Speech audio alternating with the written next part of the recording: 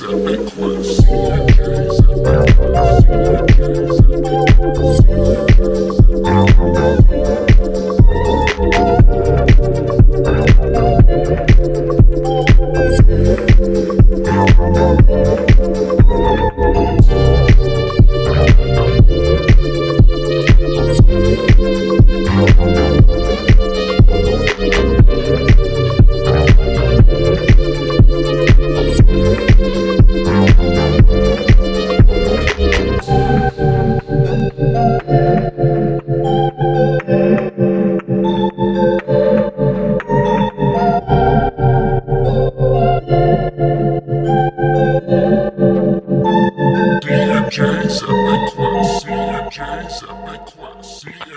everybody, welcome back to D&J's Epic Quest.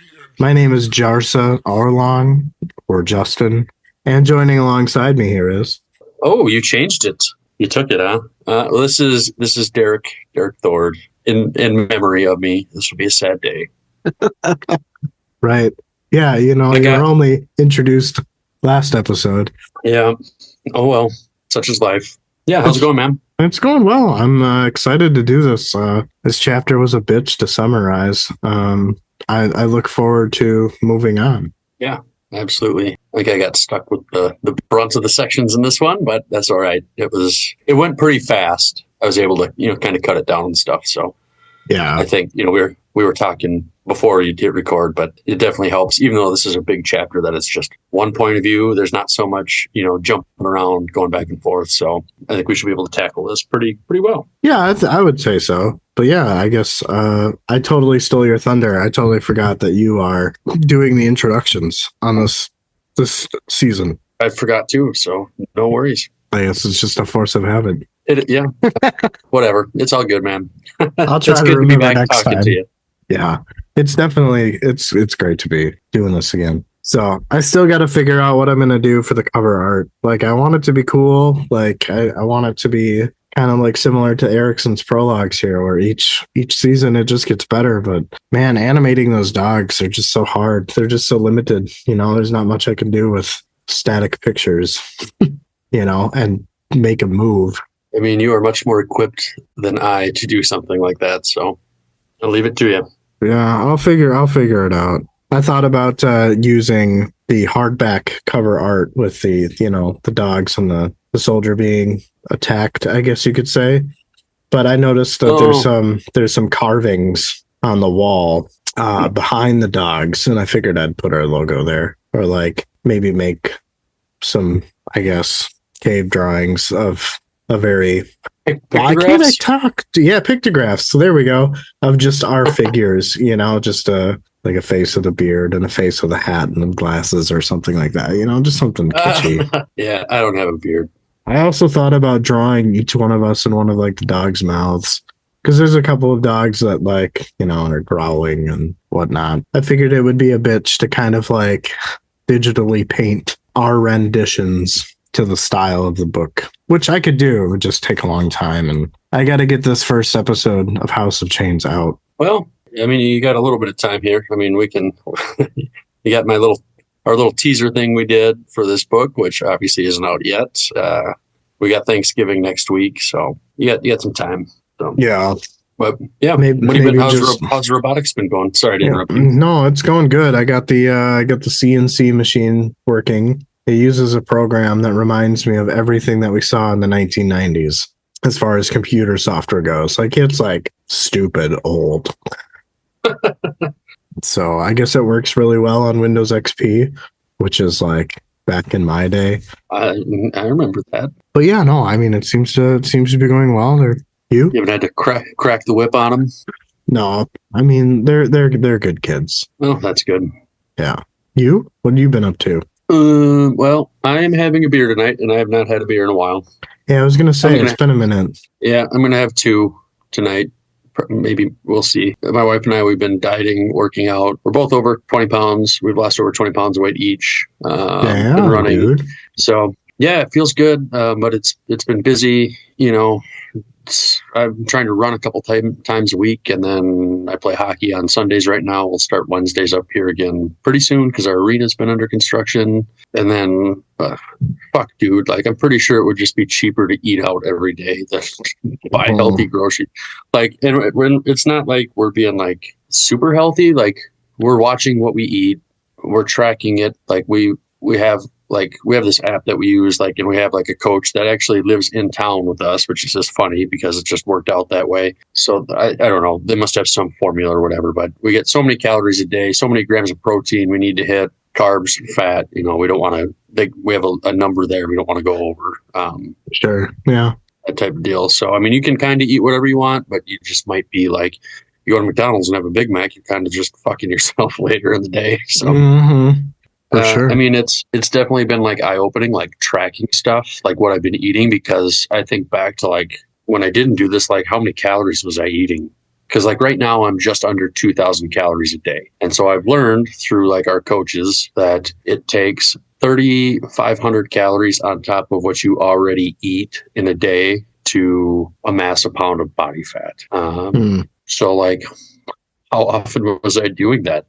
Especially like we got Thanksgiving coming up. Like I probably ate a shitload of food. Like, and other times you go to Pizza Ranch, you go to the buffet, you eat a shitload of food. Like, you just don't pay attention to it. So it is kind of an eye-opening thing, and I guess kind of like humbling in that sense. Like, oh fuck, I gotta watch this.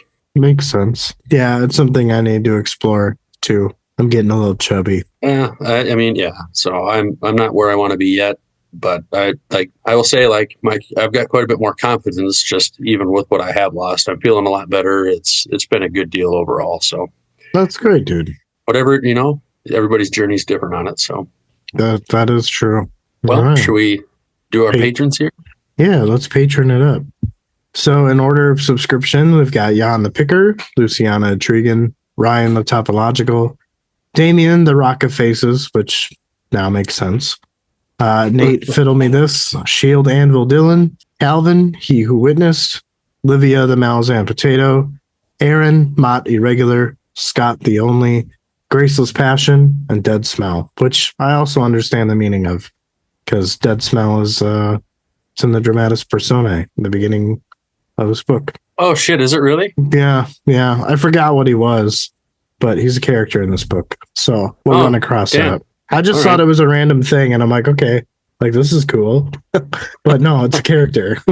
Huh. Gotcha. As you were reading off the patrons there, I'm watching my hockey game here too, and we scored a goal. So go us. Woo! Anyways, yeah, thanks guys. I know we've had a couple free members join our Patreon, which is also awesome. So if you guys want your names added to the list, you can chip us a couple bucks a month, and we'd be happy to add you there. So yeah. Also, for those that are not our patrons and still listening or subscribing in other platforms, do know that Patreon has allowed the sale of individual, I guess, content. So there is behind the scenes content for sale. I think it's like $3.50 for one of those. So like if there's a behind the scenes episode that you want to see, but don't necessarily want to subscribe, you can do that option as well. Another thing you made me think of, sorry guys, we're just rambling a bunch here before we actually start this thing. I did create a Blue Sky account for us. I don't know if you know what that is, Justin. It's like a Twitter alternative. I did not know what that is. Yeah. So we've got that. Also, I've not been super active on it. We have it. I'll post on it. But unless Twitter really goes down the toilet, I mean, that's where we'll be for the most part. So, sounds good. Well, you want to take a chapter 2 epigraph here? Sure. I'll be used to reading long things here tonight. So yeah, right. All right, epigraph here. There are hints, if one scans the ground with a clear and sharp eye, that this ancient Jaghut war, which for the Kron Talan Imus was either their 17th or 18th, went terribly awry.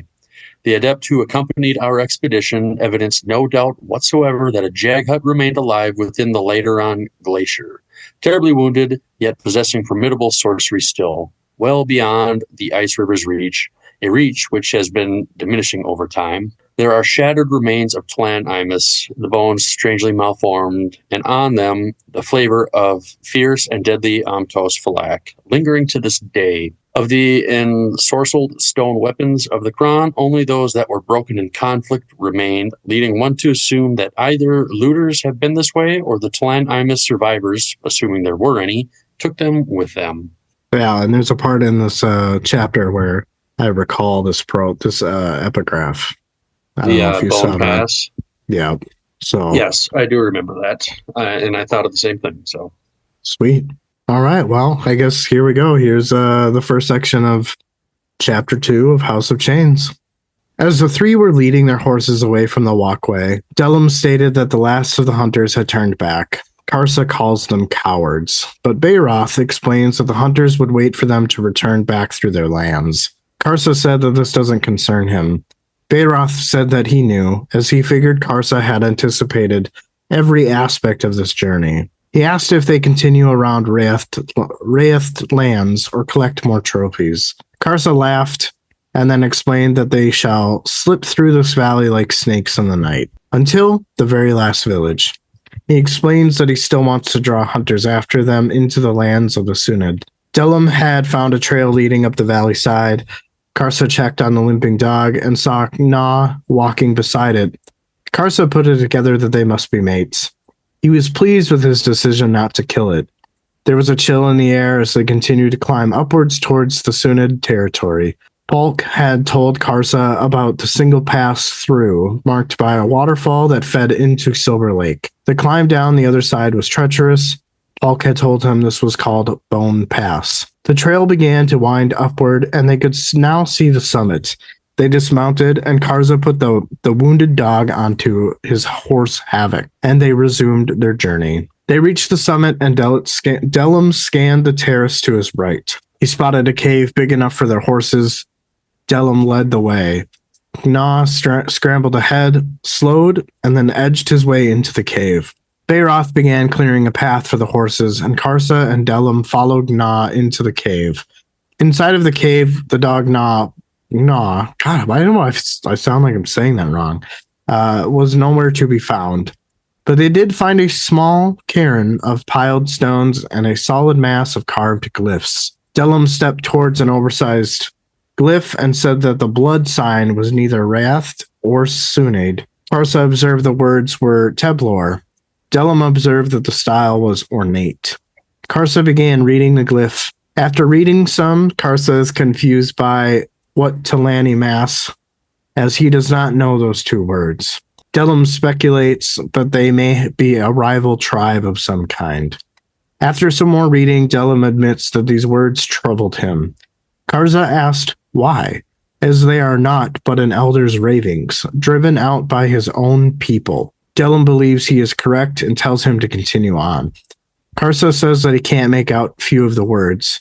When Karsa finishes, Dellum squats down and finds more words for Karsa to read. Karsa finishes reading the tribe's names and then states that it's too dark to continue on, nor does he really want to. Dellum begins to decipher, and Karsa tells him no more. Dellum says that the name of Victarium has lived on in our legends. I'm not sure what I was writing there. Karsa tells him enough already, and that there is no meaning within the words. Gnaw emerged from a crack, now apparent to the two warriors. Dellum nodded towards it and said that the carver's body lay within it. Karsa makes an offhanded comment about the carver and states they should return to Bayroth. Both warriors left, and beside the cairn, Gnaw stood a moment longer. The sun had left the wall, and within the darkness the dog's eyes flickered. I really liked this introduction. Throughout this whole chapter, there's just really cool descriptions of the landscape that they're in. I know that there was a few times where I ended up looking up like images of what these particular terms meant as far as like landscape goes. Just so that I could try to get a better picture. So I think that this would be cool for Graceless to do as well, is to map out the path that Karsa takes from, his clan to Silver Lake. What kind of words were you looking up or phrases? Like escarpment. I mean, I feel like I've heard that word before, but kind of eluding me right now. Is that like an overhang or something? I'm just trying to think. It's a long, steep slope, especially one at the edge of a plateau or separating areas of land at different heights. Like if you think of, like rocks pushed up against each other, kind of, it's similar to that. Gotcha.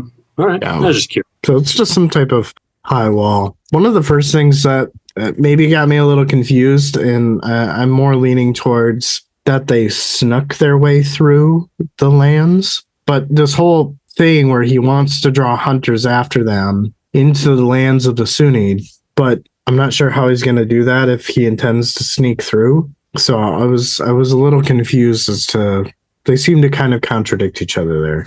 I kind of thought that, like, I mean, there was already going to be people tailing them, right? So it was just kind of snowball and stuff.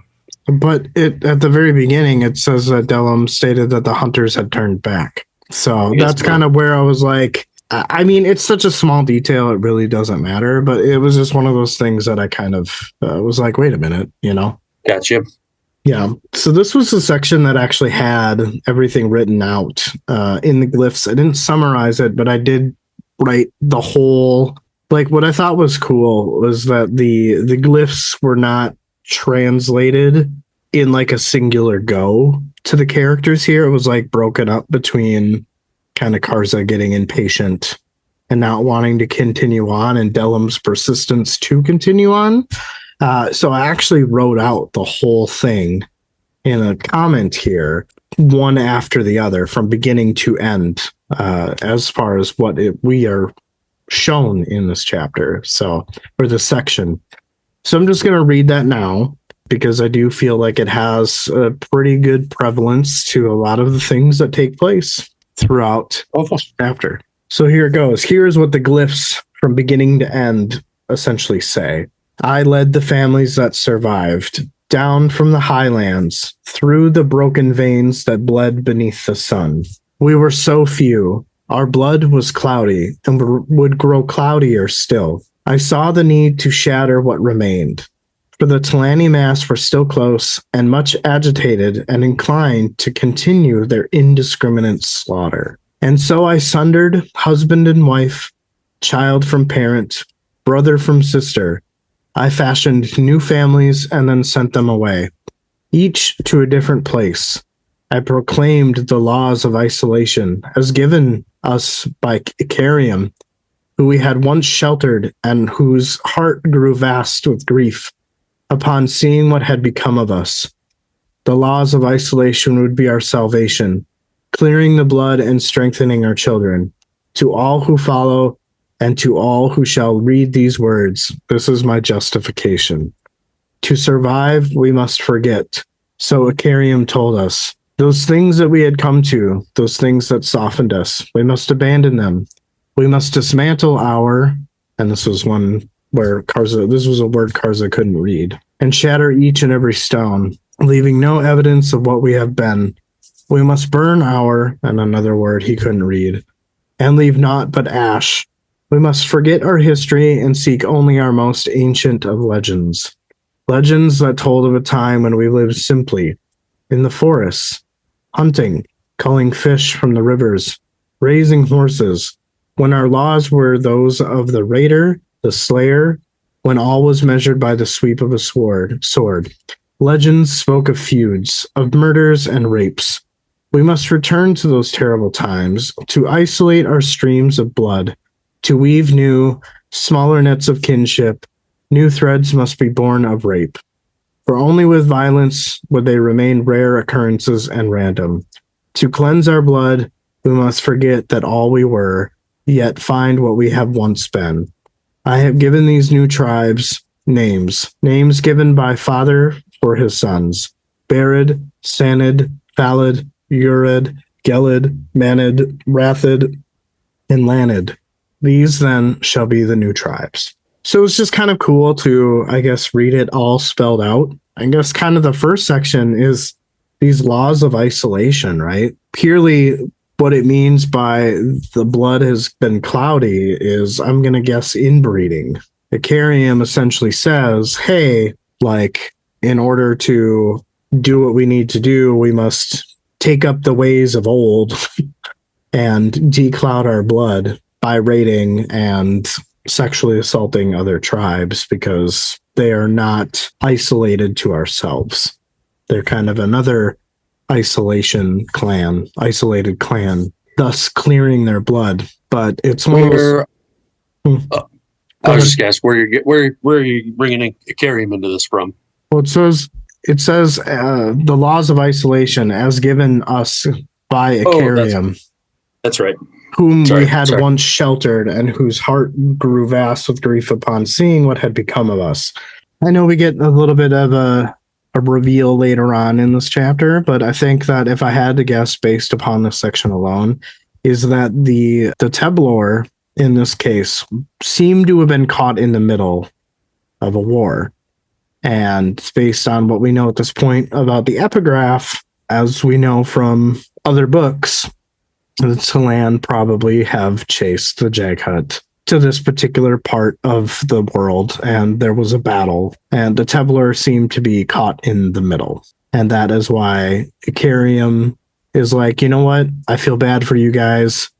One, because of all of the inbreeding, which we kind of got a little bit in the chapter 1 when they were talking about Delam, Baroth, and Karsa's siblings. And I know we get a little bit of reminiscence of that in a later section, but so it just kind of explains without explaining a little bit of the Teblor's past. So I had to look back through our text thread because I had a very different feeling on this from you, and I guess I can agree that they could have been caught a fight, but I'm thinking I feel like Troll Sengar wrote this. Because do we know? I guess I'm going to have to look, because do we know when the prologue took place?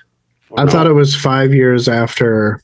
I don't have my book on me, but I thought it was 5 years after the beginning of Gardens of the Moon, the prologue. 1159, it says, Burn Sleep. That was when the events of the prologue for this book took place? Or is that when... Because I almost feel like maybe this was his, like, sin or crime or whatever. Yeah. That got him, like, banished from his people. Like, maybe they were their descendants or ancestors or whatever, you know? Yeah. They just gotta, sorry, go ahead. Just with like how things were worded, that's just what it made me think of. Yeah, and it's one of those things, is this, Erickson being subversive again, or is this something different? And the thing that I guess I'm gonna poke holes in is the fact that Icarium is so old, right? And if it was 5 years after the prologue of Gardens of the Moon, I feel like that's not enough time to have an ancient Jaghut war with the Talan, right? Like that is something that has taken place. Like the Talan and the Jaghut were warring with each other long before the prologue to Gardens of the Moon started.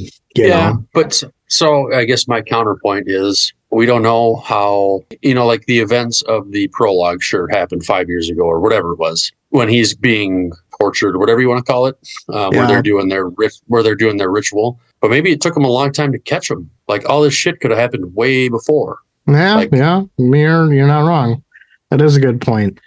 I think Troll Sengar has something else to do with the story. I don't know if it's related to the Teblor. I think that this is just kind of how we got with the Barghast and the Morath in the last episode. I think this is just kind of like our main history lesson, so to speak, or one of them. It even says here we must burn our, and then he doesn't know the word.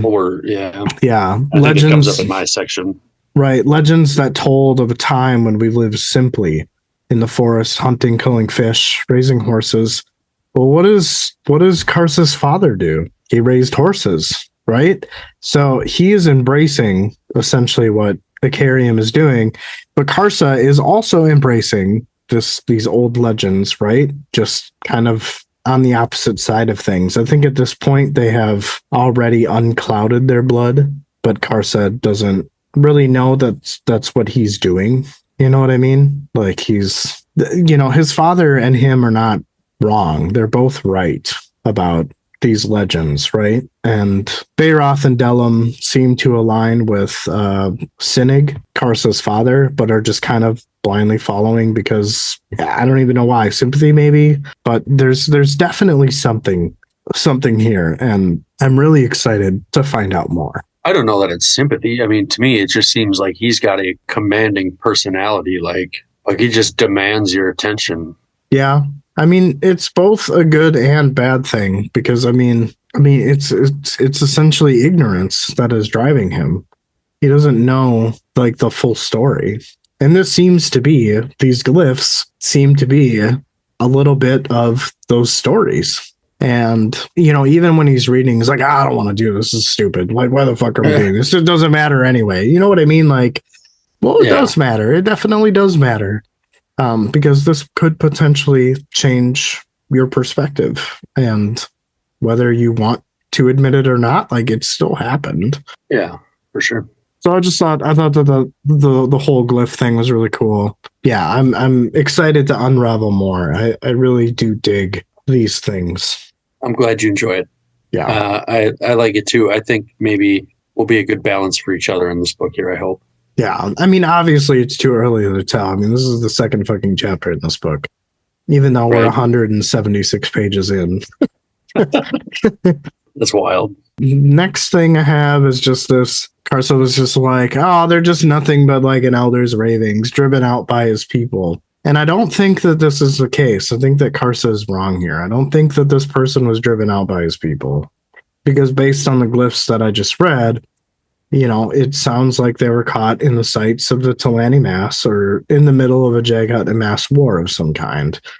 And as we heard from the glyphs, it was out of sympathy and a Carium who tells them to forget so that they can move on, which I think is funny that he's like in this perpetual state of like forgetfulness, because the end of Dead House Gates, we pretty much go back to a Carium forgetting everything that happened in that book. So, it's ironic, but I think this is just kind of one of those examples where Karsa is showing his ignorance here because he just refuses to believe that it could be anything else but what he thinks. I am like this close to being willing to put a pie on the line that this is Troll Sengar. If I get something that I feel like is evidence in these next couple chapters, I might push for it. I went all through Memories of Ice, only making one bet, and I'm glad that I did. But now, being that I got burned in Dead House Gates, I'm like, yeah. You see, you still got to get down here and pie me in the face. So yeah, I do still need to do that. But also, like Troll Sengar, we know he's a Tisuidor based on the Dramatis Personae. I don't know how much they really have to do with the Talani Mass or even the Jacut. They seem to be more enthralled with familial things, familial matters. I guess we will have to read on and find out. So the last thing that I have here is just at the end where and obviously the sun is setting. The cave inside is dark, and there's a flicker in the dog's eyes. And I'm like, okay, so the eyes flickered, and I'm guessing it's some type of sorcery in the glyphs. Unlike Karsa, I think everything that they just read is important. And for me, it sounds like this guy made the tribes, and the seven are adhering to these laws of isolation, inciting the tribes to commit violence upon each other. But why do I get the feeling that this carver did this out of revenge or spite, or something along those lines? A way of cleaning the blood. Maybe something he mistook from a Carium?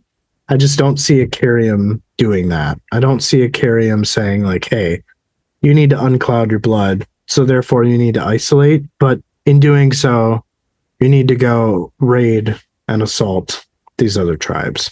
Yeah, that doesn't seem to make a lot of sense. Yeah. So maybe I'll have to eat my words. Maybe he was driven out because fanatical ideas, I mean, who actually knows if a Carium said any of this? Maybe that's just something that's lost in translation, Yeah, could be. But yeah, those are the only comments that I had for that section. Again, it's just kind of moving things forward, kind of points of interest with the glyphs in the cave. Those are probably the highlight of that section. Sounds good.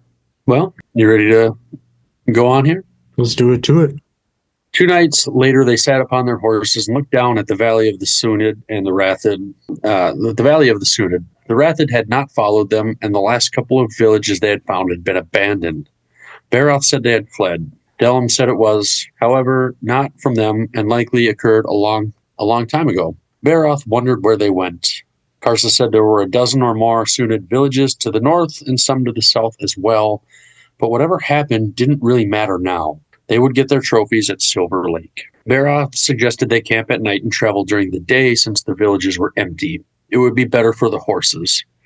Karsa agreed with this idea and said they would attack Silver Lake during the day. They made camp, and Dellum with the dogs had killed half a dozen rabbits. They ate cooked rabbit in silence. Once done, Baroth said Dellum had spoken of the words in the cave. Karsa wasn't happy about this and said they were only the ravings of a madman. Baroth said he had thought of them and thinks they are important. When he and Dellum had talked, it seems more than coincidence that Urad and Urid are so close, and 3 of the other names are exactly the same. Even if one of them had vanished, their people's own legends spoke of a time when with more tribes.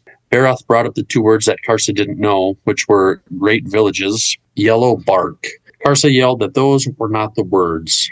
Baroth said that was true, but it was the closest that Dellum could translate, and whoever inscribed those words came from a time when the Teblor were more complex. Karsa spat and asked if this was all true. What value did it hold now? Were they a fallen people? That wasn't new news, as their legends spoke of an age of glory when there were 100 heroes among the Teblor. That would make even Palk look like a child. Dellum said that troubled him because these tales and legends describe it as a time that isn't really any different from their own. More heroes, but they lived as they live now. While the point of those stories was usually instructions on what it meant to be Teblor, a code of behavior, in the cave they were given an explanation of how they would be, of how they are. Karsa said it didn't matter. Dellum said they were a defeated people, reduced to a broken handful. How many of their kin had been born deformed, caused by inbreeding? This was the truth. Whoever had written in the cave knew what threatened their people, so they made a way to separate them and clean out their, quote, cloudy blood, and was cast out as a betrayer of the Teblor. What they witnessed in the cave was an ancient crime. Baroth laughed and said they were a fallen people. Dellum asked what exactly he thought was so funny. Baroth said if he had to explain it, it wasn't worth the time. Baroth's laughter had chilled Karsa, and he told them both they had failed to grasp the meaning of this.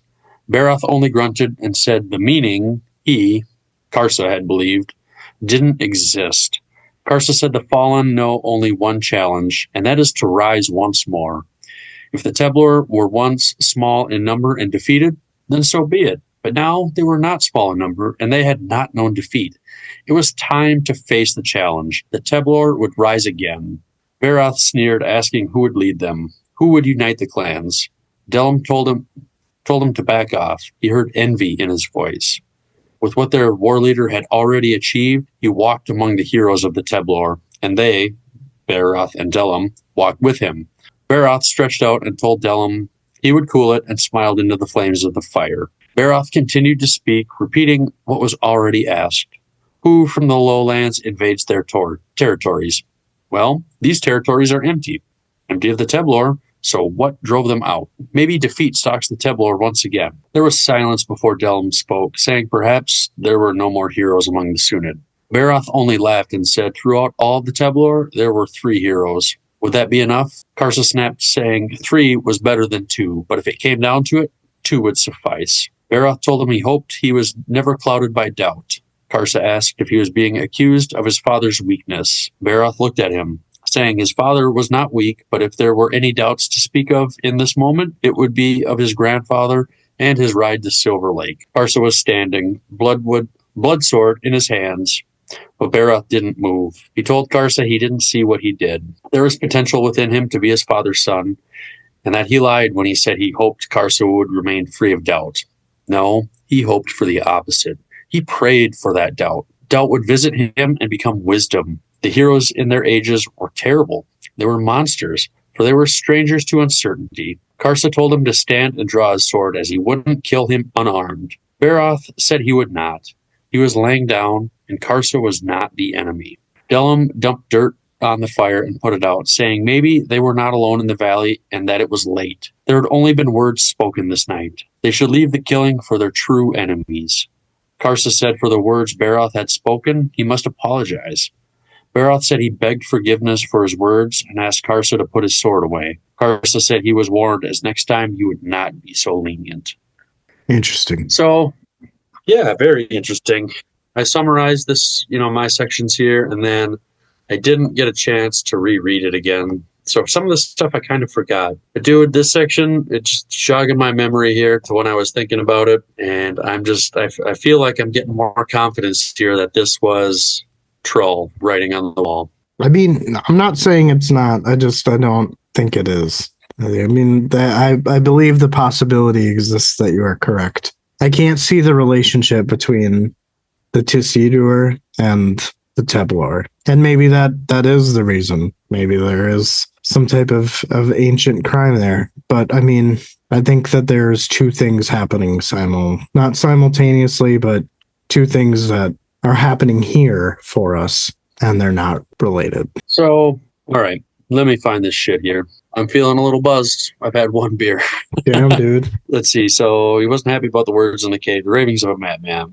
Well, anyways, I guess I'll come to it here when I get to it. But I guess, my first thought here, we get the loosely translated word for great villages. And I assume that's just like a city, which, they kind of fuck themselves later on because they think it's just going to be like a farm with like 20 people or something at Silver Lake. And it's a goddamn city. But the yellow bark, I'm not sure what that would be a word for. I don't know if you had any thoughts or ideas what that could be. Yeah, I think that it has something to do with the blood sword. We kind of get a conversation with Karsa and one of the Sunid Teblor when they're in the slave trenches or whatever, and they're talking about the outcome of the Sunid villages, which kind of explains why they're empty. Talking about like when they, I guess we can get to it later. Yeah, I didn't have any. I was struggling to think what that could be. It talks. Delum says whoever inscribed the words, they came from a time when the Tebler were more complex. So I thought it was interesting that, at least how I looked at it, how I interpreted it, was that Tebler essentially like nuked themselves back to the Stone Age. Like if they were more advanced and then things obviously went to hell. I don't get how, like, you've got these people, they've got their stories that they were, legends, and maybe it wasn't as good as those stories made it out to be. But I just feel like if you segregate them into different tribes, I feel like the inbreeding thing is going to be more likely because you've just got smaller groups of people. How are they supposed to, like, clear the blood unless they're going to run around and raid each other's villages and shit? Which maybe that's kind of what happened. But that seems kind of counterproductive. It definitely does, and it's not really like the best or greatest solution. You'd think that they would live together, right, as one big tribe like they were. And you've got more people, more selection. Like you would think that inbreeding would be less prevalent then. Right. But maybe it was just maybe it was a societal issue where despite the fact that they were once in these great cities, so to speak, they were only choosing those within your family. You know what I mean? And so the laws of isolation were put in to prevent that and establish more of like a familial bond with your clan. I mean, we see it in the first chapter. I mean, this is essentially what happens. I mean, they're following it blindly. As they state earlier in the section where they're like, oh, it's almost as if like these are the laws that like, are instructed of us Teblor. It's obviously there's a digression here of the Teblor, and something has caused this digression. Something has caused them to digress. I mean, even and it's not even like it seems like it's 100% solved, right? I mean, as Delum points out, there's still inbreeding. Like there's still children being like born that are deformed, so like I think that nails on your point in the fact that like you're not really solving anything until you go raid other clans, which is also probably not really sustainable because I mean we kind of see that too in the last chapter. They killed everybody in the other village, and Carson's like, yeah, I'm going to get you pregnant, and then I want you to run back to my village and raise the kids as, my own, as Urid. Like, you just wiped out a village. You're just, like, creating more inbreeding, kind of feel like. Right, but if these people who are even maybe close, but not as close as the Urid members, if they do actually move to the clan, right? Like, everyone was decimated, so what do? I mean, you can't you can't thrive on your own, right? Like there has to be some type of society, and they destroyed the society outside of like the remaining hunters. But I have a feeling that when those hunters get back to that village that they raided, they're not going, like the people there are not going to be there. Right. Because they don't have any other choice but to seek refuge. But the hunters that come back will go out and raid a different clan, right? And thus the cycle repeats. Then that town gets populated again. You know, I mean, I see the logic in the unclouding of the blood. I don't agree with it at all. Hopefully we wouldn't agree with murder and rape and Right. type of thing. Just doesn't make a good neighbor. So. No, not at all. But here's what I was looking for. So whoever written in the cave knew it threatened their people. So they made a way to separate them, clean out their cloudy blood, and was cast out as a betrayer of the Teblor. Well, Troll was cast out as a betrayer, right? Yeah. I don't know, man. Call me Charlie Day here. I've got my strings up on the board, going everywhere. And then, they witnessed in the cave was an ancient crime. So I'm just like doubling down here. Like, dude, I am like, if something comes up in the next chapter, I will put my face on the line for you again. I mean, like you said, I know that in the prologue we do get a description of the people he was defending. So it very well could be that he came to the aid of the Teblor and his people did not like that. You know? So it's very possible. I mean, I could definitely see somebody getting in the crossfire between a Jaghut and Talan battle or war or particular fight in this particular instance on this landscape. And I can see your point that you're trying to make. I feel like it's really, really unlikely that we've got two different characters in this book that have both done ancient crimes and were considered betrayers of their people. I don't buy it. I think it's the same. But if you look at, here's my counterpoint.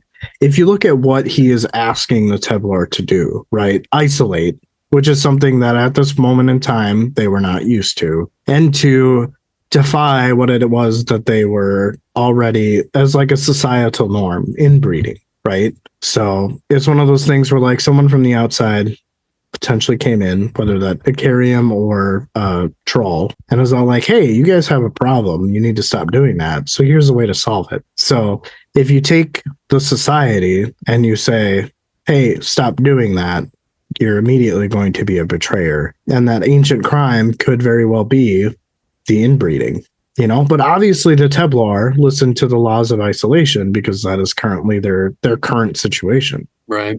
I don't know, man. I'm selling myself on this idea more and more here. Fair enough. I mean, if that's the case, I mean, I almost feel like it's too obvious. It feels too obvious. And that could be one of two things. Is that like, one, it's not as obvious as we think, and we're falling for Erickson's subversion here.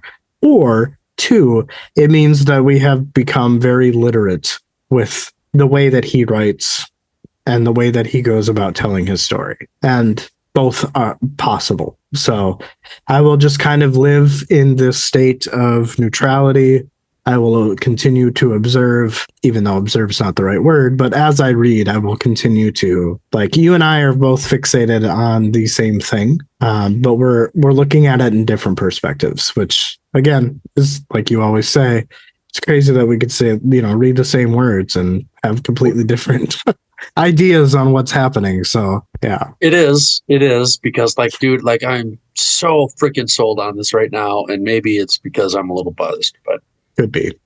I mean, I remember the last time though you made a bet, you were a little buzzed as well, and maybe there's something to it. Man, that didn't turn out well for you. But I was really goddamn. You close. were very close. You were within a Very knees. close. Yes. So I would say hold off for a few chapters. See what happens. We'll see. I'm on the verge of committing though, just because like I don't feel like it's super obvious to me. I mean, there's the wording is there, which maybe is obvious if you're paying attention, and like you say, we read these chapters 2, 3, maybe more times. Somebody who's reading it once maybe doesn't catch that. Oh, for sure. Yeah.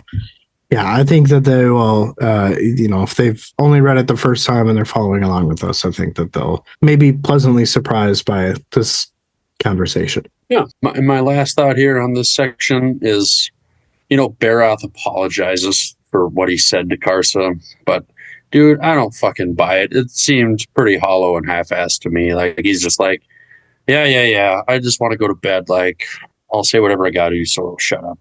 Right. Yeah, I would agree wholeheartedly. The dichotomy between these two is very interesting. It is. Yeah, I agree. But it's almost kind of like there's two sides to every story, right? This kind of seems to be the prevalence here, right? Like Karsa seems to be living by these laws of isolation to the teeth, right? Like he's following them no matter what. But I think at this point there's like an even further back legend, right? And that is they were once a peaceful, race or culture, right?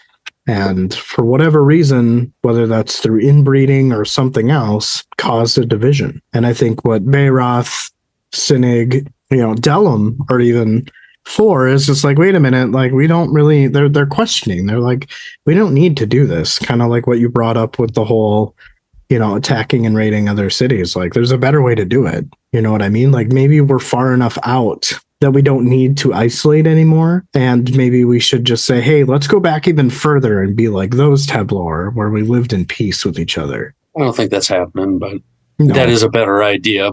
Right. But also, and I didn't see this comment, and I don't think you said anything about the Tablor being descendants of the Edor. Well, yeah, that's maybe kind of part of my thought with like where I think Troll Sengar wrote that shit on the wall. Like I said, that could have happened like a long time ago, and it just took him a long time to get caught, right, judged, or whatever you want to call it. So maybe, I don't know. Maybe, there's some relationship there. I don't know. I mean, yeah. And again, the one thing that I'll poke in there for you to mull on or have an immediate response is like when you think of the Tis Edur, do you think of giants? Not really. No. Yeah. So that's kind of where like. But I don't know. Well, like, because we got the description of the dead one in Memories of Ice laying on the ground, but I don't really remember how big they said it was.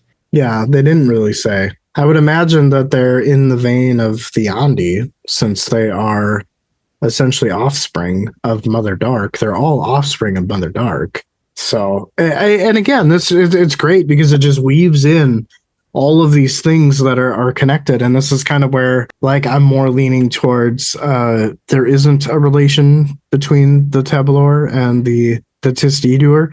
If anything, I would think that they are like Talani Mass descendants. I don't know. Well, I just, like I said, I remember in Dead House Gates that Toblakai had a wooden sword. I don't remember if they called it a bloodwood sword or whatever in that book or not. And he was huge, right? Like he was giant, right? But I guess counter you, maybe like we just haven't gotten that description of a Tis Edur on purpose. Yeah, we just don't know. You're not wrong. I mean, like when you brought that up in the last episode, I'm like, okay, I think that the Tablor are Toblakai. I think that they are Toblakai. That they're basically just one and the same. Yes. And, again, I think even in this next section, Calm says something along those lines of, you don't even remember your own name. You know what I mean? So. Yeah. Oh, is that in this next section? That was fucking cool. Yeah, you ready to get onto it then? Yeah, let's do it. Let's do it, because that was fucking cool. I'm excited to talk about it. Yeah. Vegetation had overgrown the Sunid village, and the signs of fire and violence could be seen. It didn't take long for Dellum to find the first bones. Bayroth announces that it was a raiding party and no one was spared. Karsa proclaims that what they now undertake is no longer a raid, but a war. They will go to Silver Lake not as Urid, but as Tablor. The three of them prepare their horses for the journey filled with brambles and undergrowth. Dellum and Bayroth tell Karsa to lead them. They skirted the village until they reached a trail that led them into the forest. By dusk, they had reached the summit, the horizon jagged with mountains. Directly in front of them was a steep drop, and a forest lay within a vast basin. Dellum said that he saw no fires, but they were highly visible in their current position. Karsa said that they would skirt the edge northward until they came upon a game path that descended significantly enough to remove their silhouettes against the sky. They continued on the trail for the majority of the night. They found a high-walled cul-de-sac off the trail and decided to make a camp there. Delim was preparing the meals, and Bayroth tended to the horses. Karsa took the dogs, or Gnaw, and his mate to scout around a bit. He hadn't seen much for tracks, just local animals. He knew that somewhere up ahead there was a break in the edge from a waterfall. Both dogs suddenly shied within the gloom. They bumped into his legs as they backed away from another dead end to their left. He set his hand down to calm Gnaw, but only felt the dog trembling. Karsa sniffed the air but could detect nothing. He edged forward, and then he saw a massive flat slab of rock covering the floor, and a faint gray light seeming to emanate from the slab itself. Karsa crouched down to the motionless hand coming out from the slab. There were cross-hatching grooves in the ground within the hand's reach. Karsa could see that the hand was neither Teblor nor Lowlander. Suddenly, the hand started to spasm. Karsa wondered if it was because it had felt his presence. The war leader now saw that the hand had been attacked by animals in the past, and the hand suddenly stopped and it rested on the ground. Hearing footsteps, Karsa turned around to see Delim and Bayroth approach. Delim asked what his war leader had found. Karsa replied that it was a demon, pinned beneath the rock for all eternity. Bayroth moved past them and crouched down to study the hand. When he came back, he stated that it was a Fork Asel, the demon of the mountains, the one who sought peace. Delim recalls the tales of the spirit wars, when their old gods were young. The elders themselves admitted that most of the tale had been lost long ago. Karsa agreed and stated there had been 2 or 3 invasions, foreign gods and demons, but it had little to do with the Teblor. Delim interjected that in those tales are the only mention of Icarium. He tells Karsa that it may be that the Talani Mass were part of the Spirit Wars, and then they were the winners, who then left and never returned. Delim speculates that the Spirit Wars were what shattered them as people. Bayroth said that the demon should be freed. Both Karsa and Delim turned to look at Bayroth. Bayroth said to say nothing until he was done. He explains that the Fork Assail had come to attempt to make peace between the contestants. Icarium also attempted to end the war, but arrived too late, and the victors knew that he could not be defeated. Lastly, Icarium gave Teblor the laws that ensured their survival. Karsa walked back over to the slab, and Bayroth and Delim joined him. Delim wondered out loud if the demon could hear them. Bayroth wondered if it even could understand their language, as demons must have their own. Delim said that it had come to make peace. Karsa asserted that it could not hear them, but rather feel their presence. Shrugging, Bayroth crouched down and touched the slab.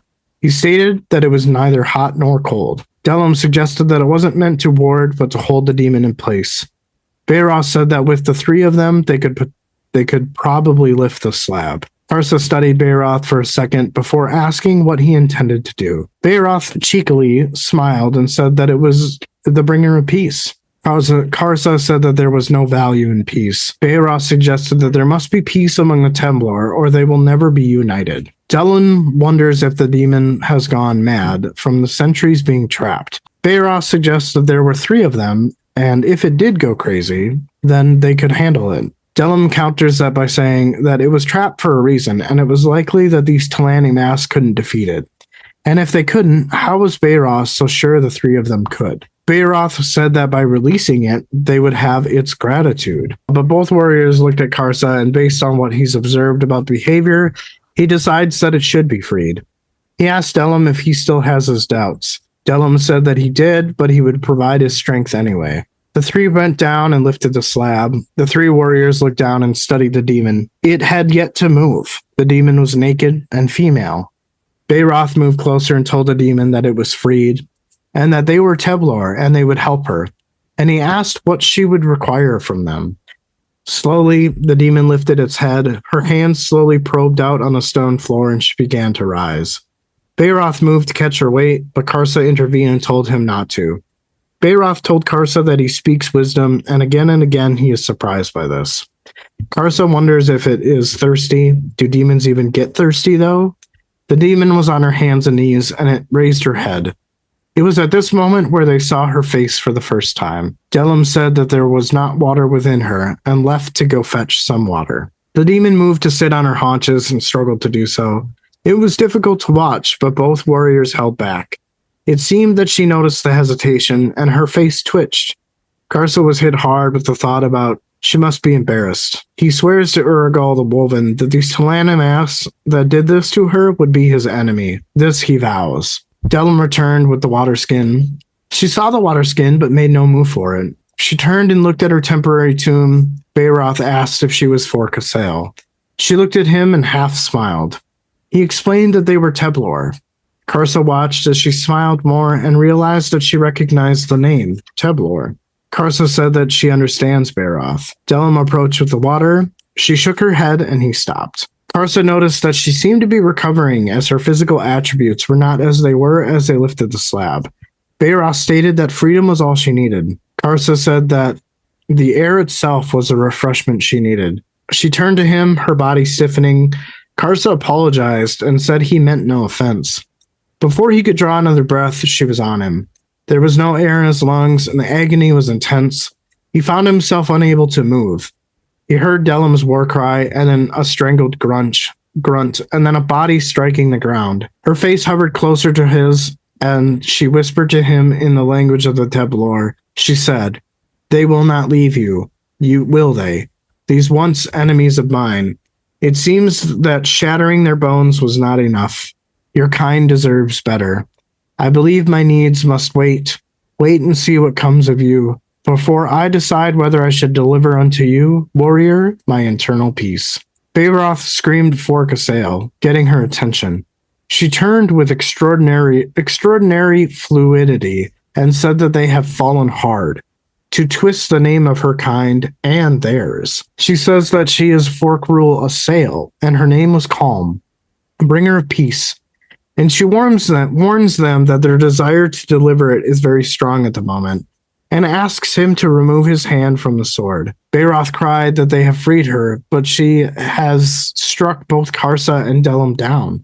She laughed and said that Icarium and those damny mass would not be pleased that she was freed, but they were far away and Icarium likely doesn't remember.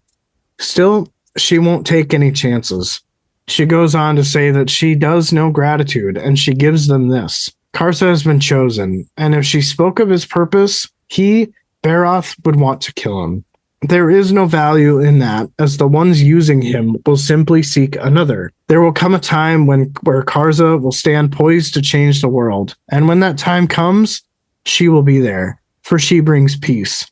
When that moment arrives, to stop guarding him as he has done now. Karsa dragged a breath, turned over and tossed his cookies onto the ground.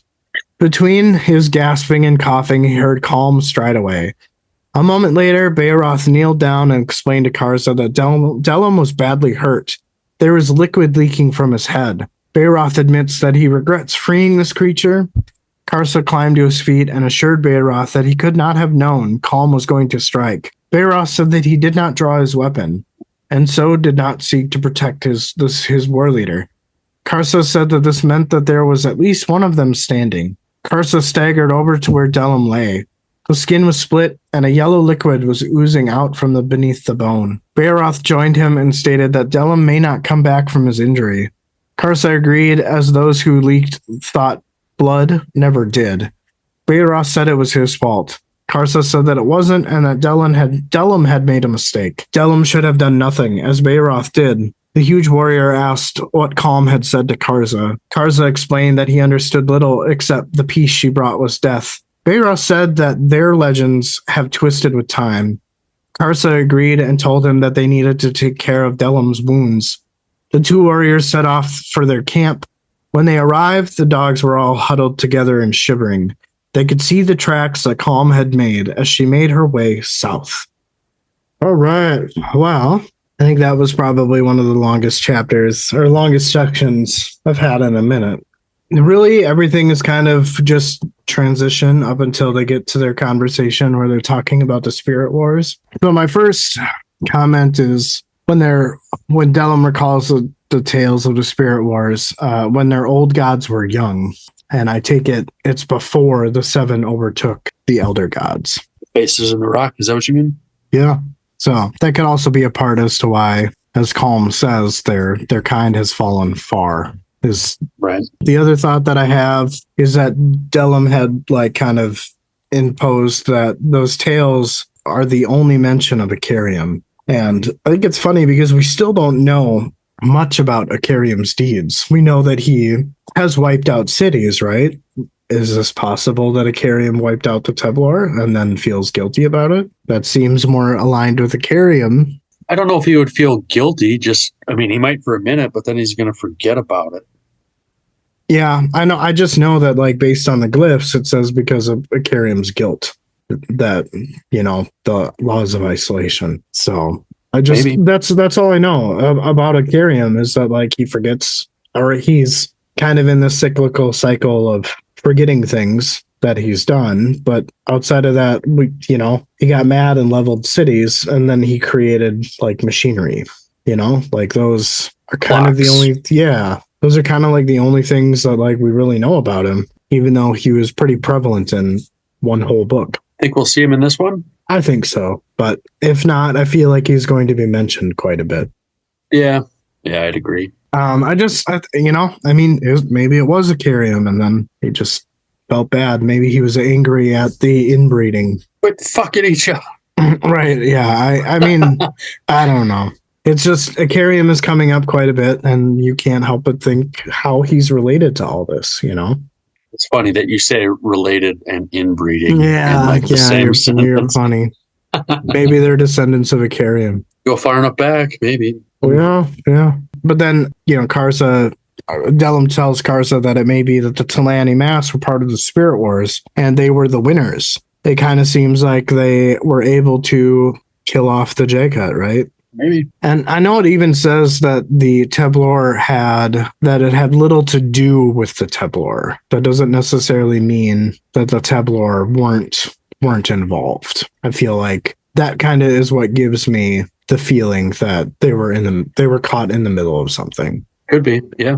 And yeah, because Dellum even he speculates that the Spirit Wars were what shattered them as people. Whether that is they were directly involved or they were not involved, it's really hard to say. And, it does say the word speculate. And I know that at the beginning, when they're talking about the Spirit Wars, is that, it's piecemeal, right? There's so many different like pieces of this story, but they don't like seem to connect to each other. They very well could be mistaking what actually took place, but it's just something I'm calling out. Fair enough. And we kind of get a little bit of Bearoth's like motivations here, because he's just like, well, it's a bringer of peace. And Karza's like, well, there's no value in peace. And then Bearoth is like, well, maybe there must be peace amongst the Templar, or they will never be united. And I have a feeling that this is kind of how Karsa's father, Sinig, feels. I think that, again, going back to our earlier conversation, that they want to go back to an even earlier time that their legends spoke of when there was peace. Why wouldn't you want peace? It's a lot better than fighting and dying all the time, right? Yeah, but Karsa doesn't think that this shit matters. Like he's just... It is weird. Yeah. So again, it's just one of those things where Karsa at this point seems to be the only one who really wants to live by these laws of isolation. Dude, if I could sum up Karsa in like 2 sentences, he wants to fight and he wants to fuck. Like that's pretty much Karsa in a nutshell, I think. He's a fucking teenage boy. Yep. But then, even later on, Bearoth is like, you know what? When he intervenes Bearoth from catching the fork roll sail from losing her balance, he intervenes and Bearoth is like, you know what? You speak was because Karsa says something. I just didn't summarize it. And then he speaks that Karsa speaks wisdom again and again, and he is surprised by this. And I almost want to feel like maybe this is genuine, but I can't take Bearoth seriously. Like, I think that he just loathes Karsa so much that anything that he says to him is really just either an offhanded quip or, a direct like prod at Karsa and his ideologies, He's just like egging him on. Yeah. Yeah. He's very God, what's that word? It starts with a C. Condescending. Condescending. Yes. Very Dude, like condescending to Karza. we are on a level tonight, man. Must be that you've had a beer and I have not had one. I'm 1.5 in now. Oh, well, we're balancing each other out. Granted, this is 8.5%. So, I mean, it ain't a little guy. Not a little guy. So if I get screwy, sorry. No, it's fine. But then, like, when I don't know how Calm is able to do this, but it's almost like she attacks Karza, attacks Delum for almost intervening, and then is immediately back on Karza. And then she speaks this where she's like, "They will not leave you, will they? These once enemies of mine." It seems that shattering their bones was not enough. And I'm not sure what she means here. And I get the feeling that the Teblor were her enemies. Is that kind of why she's maybe a little hostile towards them? Like maybe they rose up with the Talan Imus and the Talan essentially betrayed them. Like that could be an ancient crime. I think she's talking about the Talanimus. I mean, you got the bone pass full of Talanimus bones, like you shatter the bones. Yeah, but what does she mean by they will not leave you, will they? Who is she referring to? Because she's talking to Karza. They will not leave you, will they? Who is she referring to? These once enemies of mine. Unless the faces in the rock are like Talanimus or something. I don't know. Maybe. I mean, based on their descriptions, that's what I initially thought, is that they were Talanimus.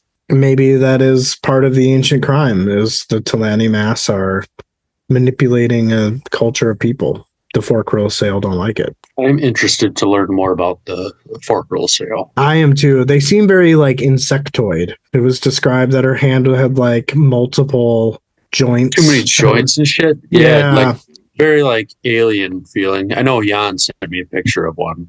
Maybe I don't know if you've seen it. Maybe I'll forward it to you also. Maybe what I'll do is I'll just image search real quick and just not read anything. Yeah, dude, it looks like a goddamn, like I think of, did you ever play Mass Effect? I think of Jack from Mass Effect. No, I never played Mass Effect. I think that was the second or third. Dude, it looks like a fucking engineer from Prometheus. It does. Yeah, I like this, I don't know if this is like a cape of bones or what. Thanks, Jan. Yeah, I don't know what the fuck that is. It looks like mechanisms and cogs and clock pieces. Yeah. So, yeah, I guess I'm just not sure what she means by this, but it sounds like I shall deliver unto you, or that she has to wait and see what comes of you. So maybe it's one of those things where maybe you hit the nail on the head. Maybe the rock in the faces are Talanimas. Because I would hate them for, imprisoning me for, with the intent of forever. Yeah, that wouldn't be fun. Right. So I get maybe I talk about this. Okay. Yeah, I do.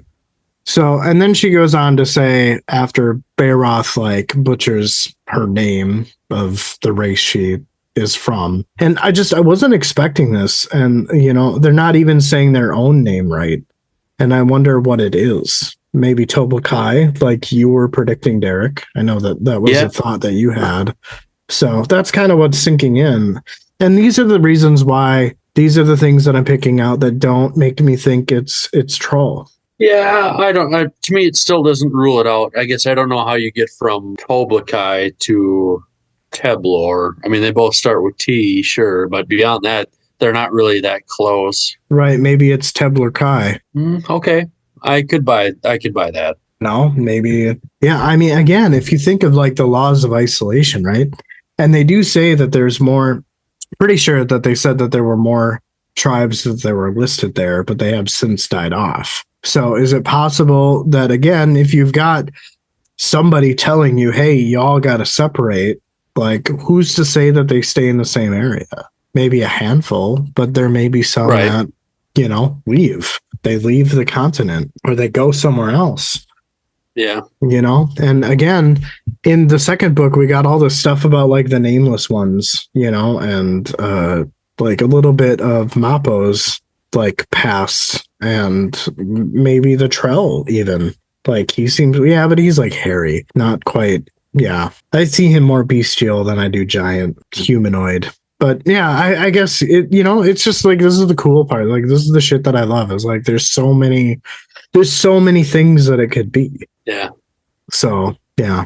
And then, of course, she laughs and said that Icarium and those damn Emas would not be pleased that she was freed. So it kind of sounds like Icarium was siding with the Emas. But yet, he gave the Teblor the rules of isolation out of pity for what happened to the Teblor. Like, why would he side with the Emas and then give them the laws of isolation? I don't know. That doesn't seem to make much sense. It doesn't. It absolutely doesn't. So maybe the Emas were using him. The hard part is you want to hate the Emas. But after you read Memories of Ice at the end there, you have nothing but the utmost sympathy. You know what I mean? It's such a weird construct. I've not felt like I needed to hate them.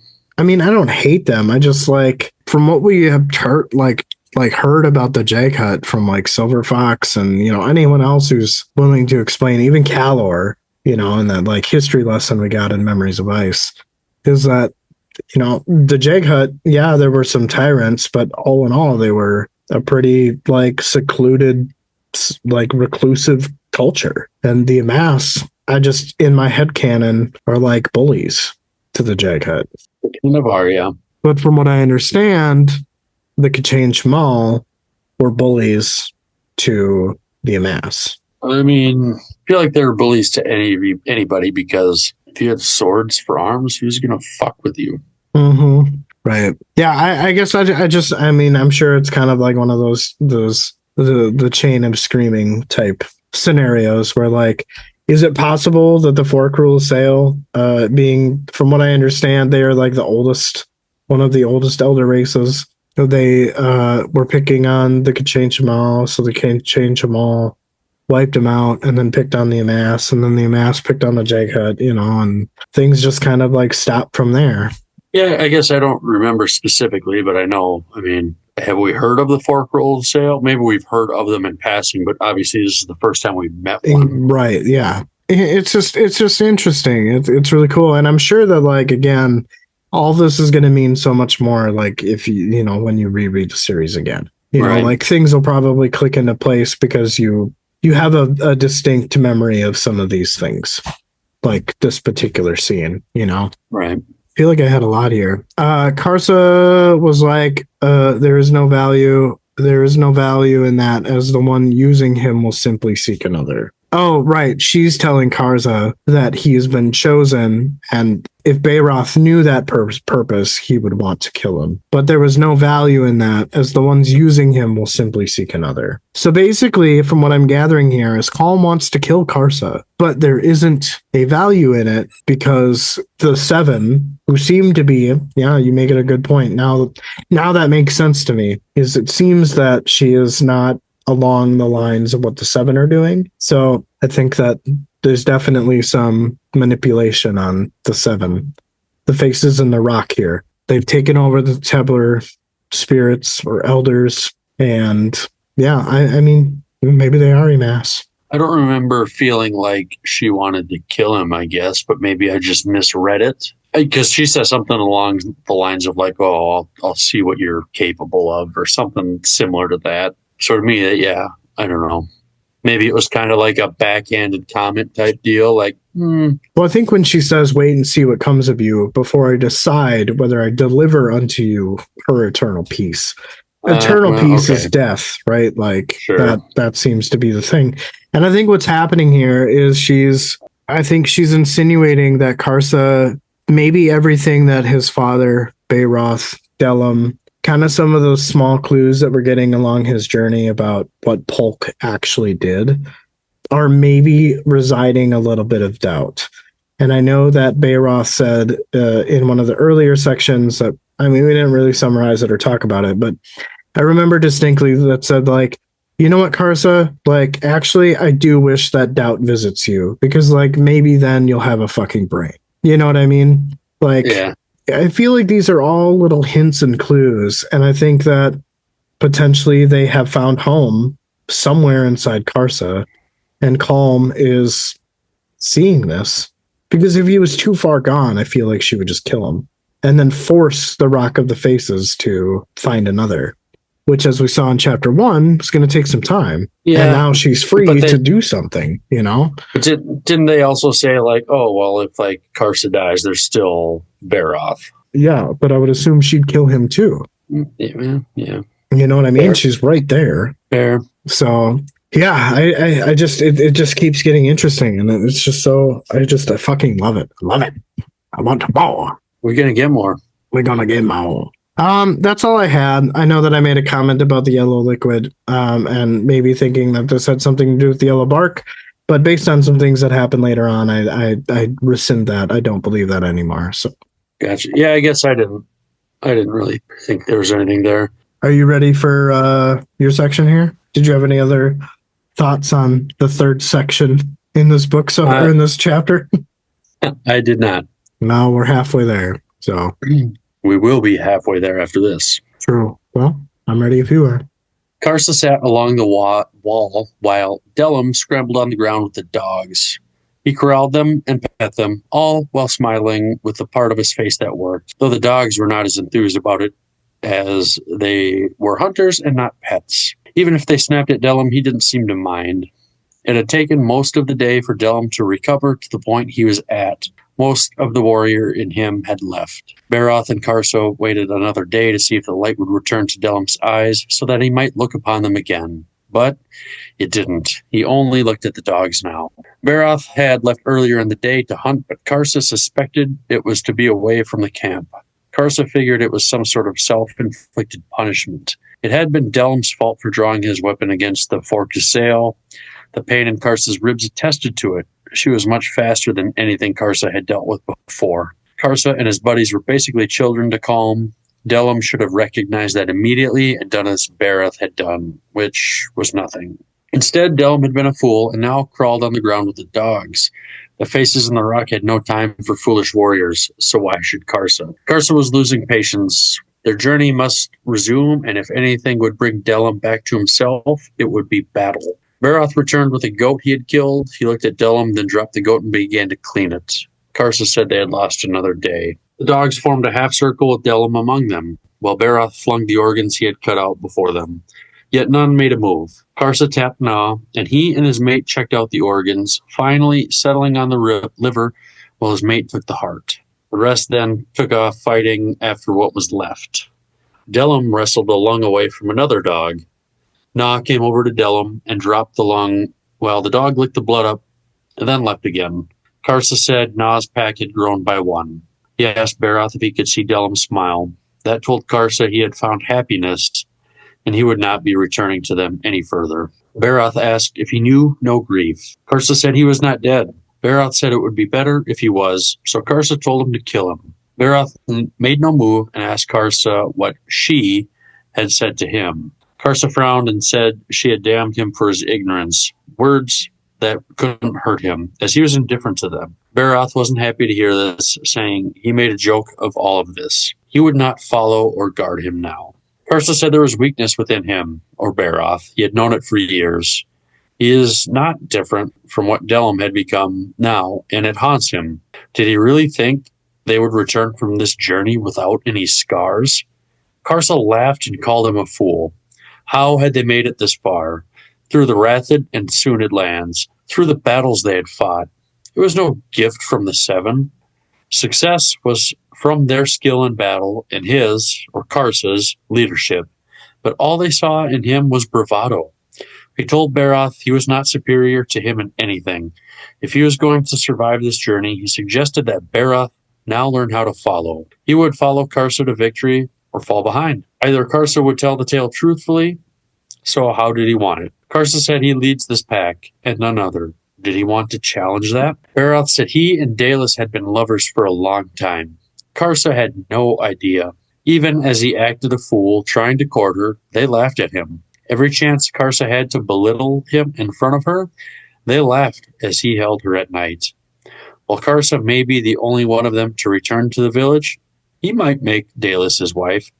But Baroth knew, despite all of that, he led there, not Karsa. There's nothing he could do to change that. Karsa said he would not make her his wife. He would denounce her from the tribe, make her a slave, and take her then. Baroth attacked Karsa. He got him with his back turned, an arm around his neck, with a knife driving for Karsa's throat. It was only moments later the dogs were on him. Baroth screamed, and Karsa was able to get away. Dogs hanging from Baroth's arms gnaw at his hip. Karsa yelled for the dogs to back off. The dogs pulled away, panting on the ground, looked up to Karsa, who motioned and pointed. There was torchlight on the path. Karsa drew his sword and headed off towards it. It was probably Lowlanders. Baroth drew up next to him, bleeding all over. Karsa waved him back, and reluctantly he withdrew. Karsa slipped ahead and found 9 Lowlanders with various amounts of armor and weaponry. Karsa adjusted the grip on his sword, then charged the nearest guard to him. He took the first's head from his shoulders. He turned to 3 more guards and laughed, as they had no means of escape but through him. One of the 3 rushed him, and Karsa killed him. The other 2 split up and attacked him from the sides. He focused on one, while the other was able to stab him in the ribs. He killed them both. 4 robed figures had a chant, and a fire swept over Karsa, though he walked through it. Shrugging its effects off, he continued walking towards the robed ones.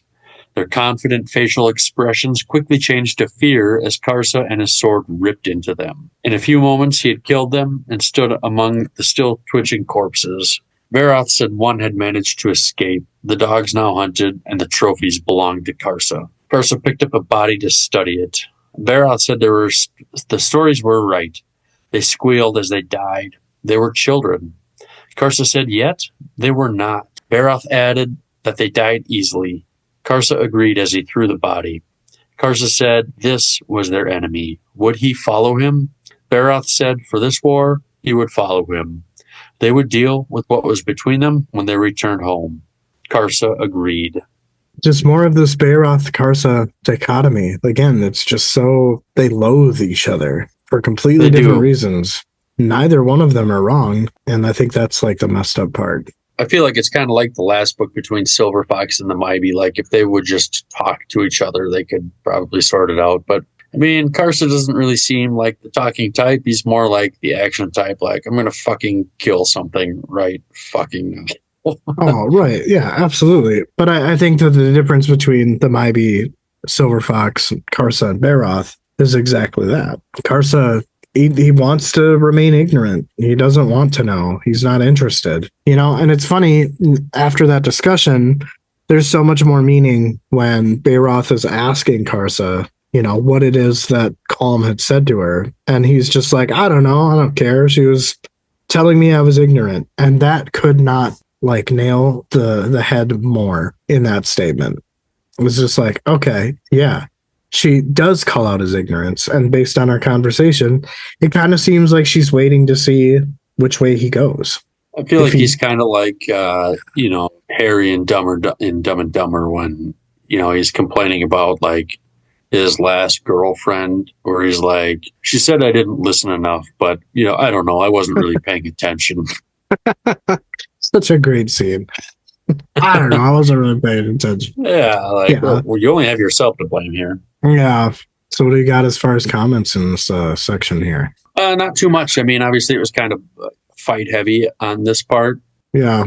But, just this deal with Dellum, with the dogs, I feel kind of sad, but also maybe it's a happier ending than he would have got otherwise, especially when we see like where he ends up. But for the moment, he's happy right now, and sometimes people don't get that opportunity to be happy right now. Like, obviously, like Baroth ain't happy right now. He's kind of drug along into this fight that he doesn't really want to be a part of. It seems like he's just like, fuck, like I got to do this stuff. Like, I don't want to do this. Like, I want to get back home to Dalis. Fuck Karsa, Yeah. I definitely get that feeling, which just makes everything that they go through together just, all for naught, I feel. Yeah. I do like, and I kind of skimmed over it, but, Karsa gets hit with the sorcery, and he just like, in the book, he shrugs it off. We get that shrugged off description a lot, but, it's just like, it don't really matter. Magic, he can fight it off. Right. Which kind of tells me that the Teblor, or maybe just the Urid clan, have some type of aspected sorcery or talent. Later on in the chapter, he basically is able to push out an arrowhead from his back. So yeah, I mean, that's kind of badass, not gonna lie. Mm-hmm. Food for thought. I mean, there's definitely something there. It's not going to get revealed probably for who knows? But yeah. That was pretty much all I had. Was just, Dillum is just he's happy being a dog. Throw him a bone. He's good. Right. Yeah. I mean, it's definitely it's a transition. It's a transition section. We move from one confrontation to another, and it was able to intervene in the first confrontation between Bayroth and Karza. So yeah, it's just yeah. I didn't really have much to say either outside of I feel like we've talked about most of those things already by this point. Right. So yeah, if you want to take your next section here, I'm good. All right. Two of the pack's dogs did not return. Naw's return told Karsa nothing of a victory, as he and his pack returned. Surprisingly, the lone guard had eluded them. Bayroth shifted their supplies from their mounts to Dellum's, as it was clear that he was not coming back, and he would run with the dogs. As they were readying to leave, Bayroth said that the guard must be from Silver Lake, and he would return to announce a warning. Karsa growled and said that they would find him, as he assumes that the guard was able to thwart the dogs by climbing trees. Karsa studied his trophies he held before him and then mounted Havoc. The dogs loped ahead to scout the area, Dellum following Naw's mate in his arms. Dellum following with Naw's mate in his arms. Shortly before noon, they found signs of the Lowlander that escaped. Bayroth calls him clever, and the Lowlander will see them and prepare an ambush. Karsa said that this would be stupid of the Lowlander and would see himself killed, as evasion is the only hope for survival, and by that time we will have passed them. Bayroth is surprised at this and asks if they were not to hunt him down. Karsa explained that they wouldn't, and they would be headed to Bone Pass. Bayroth explains that this would mean their enemy would be behind them. Karza said that the Lowlander was a child, and those quarrels may have killed the dogs, but they are like twigs to them. Bayroth responds and says that the Lowlander has a good eye and will shoot for areas not covered by armor. Karza shrugged and said then that they must outpace them. They continued on, the trail widened as the steep slope pushed higher. Riding at a fast trot, they covered leagues after leagues, until finally the path suddenly dropped. Steeply, with the sounds of rushing water and a heavy mist. Karsa dismounted and took in the scene before him. He realized after a moment that it was all wrong. They had reached the highest part of the steep slope's edge, a river cutting a route through the lowlands, which did not belong in this place. Karsa heard Bayroth yell over the noise that maybe an ancient god had split the mountain in half, as if cut by a giant axe. Karsa looked around, and off to their right, a winding rocky path descended on their side of the cliff. A steep path of shale and scree. Bayroth walked past Karsa and looked down. He asked if this was their way down. He says that they cannot. They will surely fall. Karsa crouched down and picked up a rock and threw it onto the trail. The shale shifted and then slid down into the mists. This revealed steps made entirely of bones. Karsa murmured that this was what Polk had said. Bayroth stated that beneath their feet was the truth. Karsa said that it was nothing more than their trail down from the mountains. With Karsa in the lead, they made their descent. They observed that the bones were lowlander in scale, but heavier and thicker, antlers and tusks. An army had been laid out, intricately fashioned into these steps. It appeared that the rock slide Karsa had created cleared its way to a massive stone shelf, where the river gathered before plunging over into the valley below. They descended slowly, and with each step the gloom deepened. They reached a level section of bones that was overlapping the rock. The horses needed to rest. Karsa watched Bayroth head towards the river, then glanced at Dellum, who was huddled up with his pack, wet and shivering. The bones gave off a faint glow and seemed to be unnaturally cold. Even the river's immense power felt lifeless. Bayroth approaches and explains that this entire shelf was made of bones, and that tens of 10,000 were used to make this. Karza interrupts and tells him that they have rested long enough, and besides, there are stones coming down, so either their guard tracking them is heading down, or there will be another rock slide. They gathered their horses up and approached the shelf's edge. The descent was too steep to hold a slide. The bone steps switchbacking as far down as they could see. 30 paces, they had heard a loud roar, and then a hail of stones swept over them, but at some distance out from the cliff wall. They continued on until weariness set in, They were unable to tell if it was night or day, and the only way to tell time would be from their exhaustion and hunger. There would be no stopping until the descent was complete. They eventually came to another shelf, the bones buried beneath mud and grasses. The horses were finally led onto level ground. Delum and the dogs settled down. Bayroth told Karza that he was distraught. Karza saw that he was shivering, but asked why he was distraught as they had finished their descent. Bayroth explains that they'll have to go back this way. Karza nodded and explained that he had thought about that, and explains that they would go around on their way back. Find the hidden passage south of the Urid lands. Bayroth said that this is insane, as they would be going through lowlander territories the entire way. They argue between each other for a few more beats. The ledge's slope led down to an ancient forest of redwoods and cedars. 50 paces later, and within the wood, they spotted a sunny patch of ground. Karza began unstrapping supplies while Bayroth set off to collect firewood. Delum found a patch of grass warmed by the sun, and he and his pack of dogs curled up to sleep. A short while later, Karza and Bayroth sat around naked, while their clothes hung to dry near the fire. Karza tells Bayroth of the plan for Silver Lake and how they'll be positioned for their attack. Bayroth asks that they at least go during the day, as he's starting to hate the darkness. Bone Pass has shriveled his heart. Karza said that during the day it would be. He ignored Bayroth's other comment, though, for his words had trembled something within him, leaving a sour taste in his mouth. Karza explains that the children will be working in the fields and won't be able to reach Stronghold when they see them charging. Bayroth said that this pleased him. Oh, what you got here? What do I have? Just, something that I've already mentioned before, but, just the dichotomy between these two is just so interesting. Bayroth has his head on his shoulders, it seems, but so full of doubt, and potentially even paranoia, whereas Karza is ignorant, but so determined.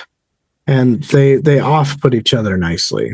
I don't know that I'd say he's ignorant, but he's definitely he's willful for sure, and just exudes confidence.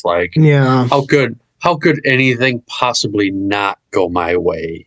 I am doing this, so that is the way it must be. There's no other way this could work. You don't see that there could be some ignorance in that? Yeah, I mean, maybe it's just it's just blatant overconfidence. Gotcha. And sure, I guess I could see how that could be ignorance too, because you're dumb enough to act that way. But yeah, sure. Sorry, dude. No, you're good. So the signs that they find of the lowlander that escaped, which we find out the name of later, they find basically the two dead dogs and a shedding of the lowlander's armor to make himself lighter. And it's funny how Bayroth is smart. You know what I mean? It's almost if he's admiring him a little bit. I mean, it kind of makes sense, right? You want to get away, so just get rid of the shit that's weighing you down. Right.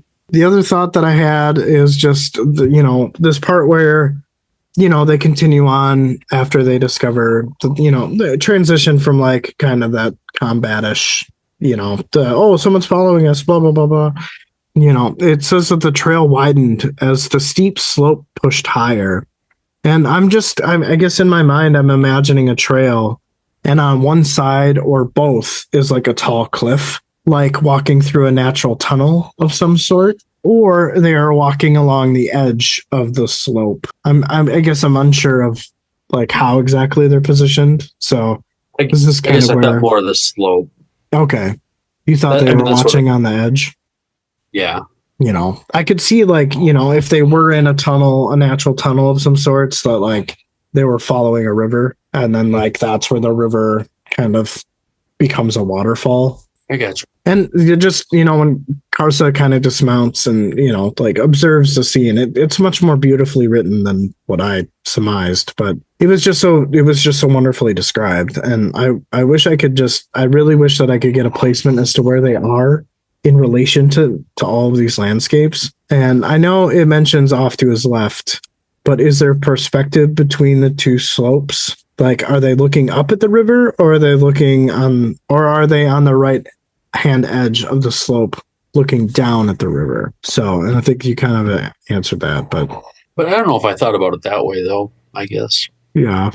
this comment by Karsa that he says like it did not belong in this place. And this is where like I can maybe see your theory coming into play, but do you think this has something to do with what we read in the prologue? This continent spanning hole that is essentially just allowing water to come in? So there was, I can't remember exactly how it was worded, but there was definitely a part where I thought it seemed like what Troll was describing or seeing or whatever, where like the water's just kind of leaking through. I definitely thought there was a correlation. Yeah. I guess, again, the only thing that I can think of is like in the prologue, it said a continent spanning rift, right? Why would you need to open up something for just a piddly little waterfall? You know what I mean? So, like, I kind of got the sense from the prologue that the entire continent spanning rift was bleeding water, which makes me think like an ocean. And why did you pick the spot that you did to open it up and dump it there? And I would assume because of something to do with the Tistiidur. Well, to see, I guess. Yeah. It seems too important not to come around to.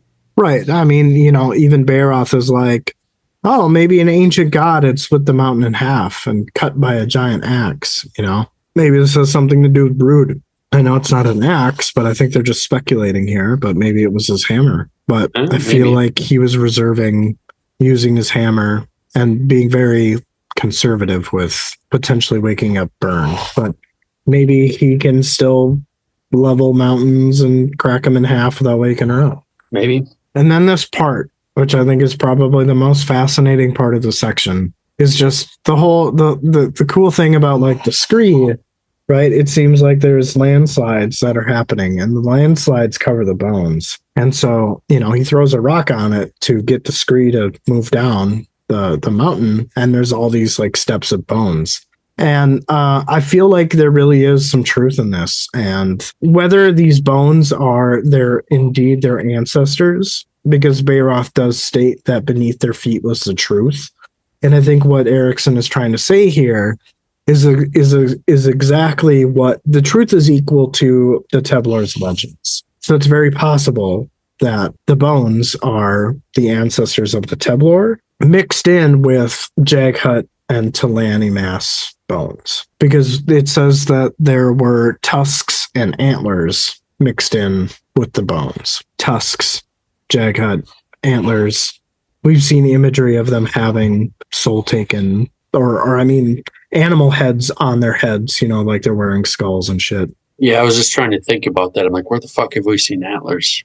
Yeah, I think you're right. But also, it says that they were lowlander in scale, but heavier and thicker. So it's potential that maybe there isn't a relation, unless there was some type of drastic change to make these descendants of these bones grow large. You know what I mean? So, like, yeah, in my mind, the Teblar are a culture of giants of varying sizes amongst the clans. Is it possible that lowlanders are in aspect to them? Maybe, but this is kind of where I feel like this goes back to what Calm says. It's like, oh, it doesn't matter how many bones I break. So to me, this seems like the truth could be the Spirit Wars, and these bones are the Talanimas frozen in time. They do seem to have a faint glow that is unnaturally cold, which I'll talk about it. But yeah, okay, I'm just going to go back to what I wrote in my comment. I feel like there is truth in these bones, these stepped bones. And if their ancestors were caught in the middle or made the enemy of something, then whoever made these steps of bones took a lot of time to create those steps, right? Like, I'm guessing they had time and a particular hate for whoever these bones belong to. And I point this out because of who these characters are.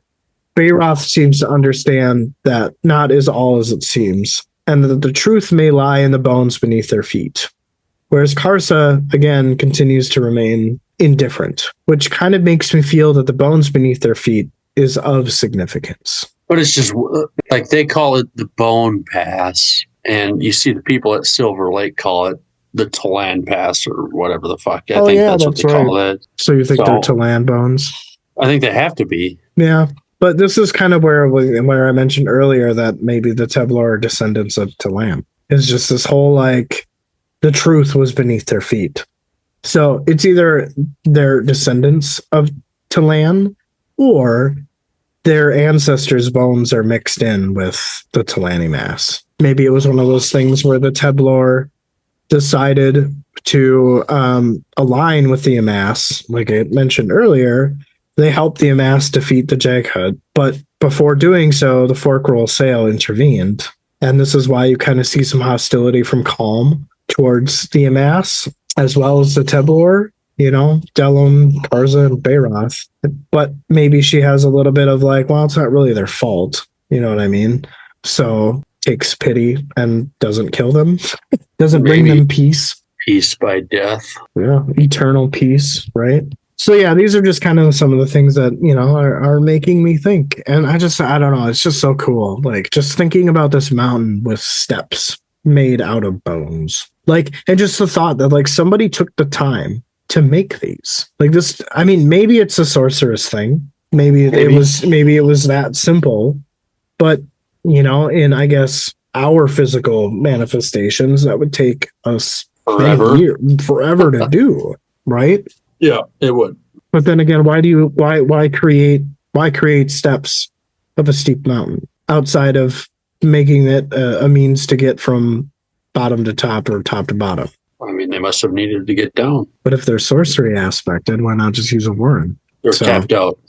Yeah, I'm just saying, like all this stuff is just, it's really making me think. I feel like I have a pretty good idea. I mean, they don't seem like way out of left field, but I guess, you listeners can laugh at us at how wrong we probably are. Or they won't because we're right. Oh, yeah. Or they won't have any comments. Right. But yeah, but also just, like I mentioned before, this like, rock slide that appears and disappears when you make it appear was cool. It was just a cool way to envision things. Yeah, it was. It's kind of like a hidden room. The mechanism to reveal that room is cool. All right. Well, is it time to get some popcorn? Well, I'm on my second to last section, and we're on page 9 of 20 of this document. Yep. I'm not fucked up. My two last ones were big bastards. Well, yeah, go get some popcorn, y'all. Get ready, buckle in, light up your campfires. Hit your vape pen. That's right. Trees covered the entire valley, and there was little game to be found as the Teblor's food supplies had dwindled. The horses were losing weight, and even the dogs ate wooden bugs. Finally, they had reached Silver Lake at dusk. As they readied their camp, they found tracks of the lowlanders they had met when the demon was freed. Baroth wondered what their intent was at the sight. Karsa shrugged, saying maybe they meant to free the demon. Baroth didn't think so, as the sorcery used on Karsa was God-aspected. He thought they came to worship the demon. Perhaps it was the home of the lowland god. Karsa thought about this for a moment and told Baroth his words held poison. The demon was not a god. It was a prisoner to the stone. While the rocks in the faces were true gods, there was no comparison. Baroth said he didn't compare. The lowlander children were stupid and easily manipulated. Why wouldn't they worship the demon? He asked Karsa if he could sense a living presence in the sorcery when it struck him. Karsa pondered. He said there was something, scratching, spitting, and hissing, but he flung it away, so it wasn't the demon's own power. Baroth agreed, as she was gone by then. Maybe they worshipped the stone that held her down. Karsa said it wasn't living, and he didn't understand where Baroth was going with this. Baroth said he believed that the bones in the bone past belonged to the people that imprisoned the demon, and that bothers him. And what bothers him is that the bones are similar to those of the lowlanders, perhaps kin to the ancient people. Karsa said, who gives a fuck? He wouldn't listen to any more of it. They needed to rest now and prepare their weapons for tomorrow, when they would kill children. He found Delum with the horses and dogs, petting another one of the dogs. Karsa looked at him for a moment, then strode away. Karsa laid awake in the night. The wind had shifted, and he hoped it didn't change in the morning, alerting the dogs of the farm to their presence. Though the lowlander dogs were smaller, Gnaw and the pack would take care of them quickly and without warning, so long as the wind held as it did. He heard Baroth rise and watched him go to the dogs, watched him stroke Dellum's face. It took a few moments for Carson to realize what was happening. He was painting Dellum's face with a battle mask, which was reserved for warriors who would knowingly see their last battle. This was reserved for old warriors typically so that they didn't die in bed. If Baroth heard Karsa approach, he didn't show it. He told Baroth that he, or Dellum, didn't comprehend. Karsa did. What Baroth was doing dishonored every Urid warrior who had worn the battle mask. Baroth immediately questioned this, saying there was no glory in what the old warriors did, and he was blind if he thought otherwise. The paint hides nothing. Desperation remains in their unchanged eyes. They go to the end of their lives, finding that their lives had no meaning. That is what drives them to seek a quick death. He told Karsa to look in the eyes of their friend and ask what he saw. Karsa said he saw nothing. Baroth told Karsa that's what Dellum also saw. But he comprehends it and is terrified by it. Karsa spat back, saying Baroth was full of it. Baroth countered, saying they were both Tablor. They could offer their friend no comfort, so he holds on to the dogs, the dog that has misery in its eyes. Comfort is all he wants. He will die this day. That is why he paints the battle mask, and that he prayed to Urigal that would be in comfort enough. Karsa said nothing except that the wheel was nearly done and they needed to ready themselves. Baroth said he was almost ready. Karsa rubbed the blood oil into his blade and readied his horse. He found Baroth on his horse, and Dellum's also ready, but with no reins. Baroth said so far his grandfather's description had been perfect. He wanted to know the layout of the farm now. Karsa described it. Once done, Baroth asked how many lowlander generations had passed since Paul had visited. Karsa said enough, and wanted to know if he was ready. Baroth told Karsa to lead him. The wind had not changed, and the riders had built up speed from a gallop to a charge. When they broke through the crops, what they saw were not small farm buildings, but tall stone and wooden buildings, towers, even with lowlanders in them. More lowlanders than he could count, all scrambling as the bell sounded. Baroth yelled something from behind, but Karsa paid no mind as he closed in on the farmers who hadn't made it to the gate. Some heads flew, and Havoc trampled a few. The gate to the farm was now closed. He took Havoc to the left towards the wall, while crossbow bolts flew at him. A regular horse wouldn't be able to clear the wall, but Havoc wasn't a regular horse. He stood at 26 hands. He leapt and cleared the wall with ease. However, the landing wasn't so graceful. A lowlander appeared wide-eyed, and Karsa killed him. He took Havoc towards the gate, where he could hear killing happening outside. A dozen guards had locked the gate and spread out, taking defensive formation when Karsa came upon them. Karsa and Havoc took out 4 of the guards when Karsa was struck by a sword, cutting through several layers of his leather armor. He killed this man also and drove Havoc forward. As he went down the street, he was hit in the back by a crossbow bolt. Irritated, he ripped it out and kept going. He had his eyes on the barred gate and charged it with his shoulder. It exploded on impact, and the tower on the right started to tilt. Through the dust cloud of the collapsed tower strode Baroth, wiping blood and guts from his sword, while Dellum and the dogs followed. Dellum had blood on his face, and Karsa realized he had ripped out a farmer's throat with his bare teeth. A square pikeman approached, though they were still a little ways off. A crossbow bolt bounced off Havoc. Baroth said their withdrawal would be contested. Karsa laughed and said they would not withdraw. There's only 30 children with sharp sticks. They should scatter them. Baroth said Karsa should go first then, so he could ready his bear skull bolus. Karsa was pleased and urged Havoc ahead. The dogs fanned out with Dellum to Karsa's right. The pikes were lowered to about chest height as the square stopped and planted their weapons. Windows opened above as watchers poked their heads out. Karsa yelled Urigal and witness as he heard the bear skull whirring up behind him. Karsa charged, and only a few paces away he ducked and veered left as something flew past him. The bear head struck right in the middle of the soldiers. Karsa wheeled around in time to join Baroth and the dogs as they quickly finished off the square. Karsa heard Baroth call out, and he withdrew his sword from his last victim. Another square approached, but this one was flanked by crossbowmen, numbering 50 or 60 in total. Karsa turned behind him, looking back to the gate. There were 20 heavily armed and armored guards, with more on foot armed with bows, axes, swords, and javelins. Baroth called out for Karsa to lead him. Karsa said he would, asking if he had killed enough children for his liking. Baroth said he had. Karsa said to follow. They rode for a side street that led to the lake. The street ended shortly before the lake and continued with a wooden walkway along this. There were poles in the ground fixed with Teblor skulls. The area was filled with shitty little huts from which children emerged armed and filled with Teblor charms.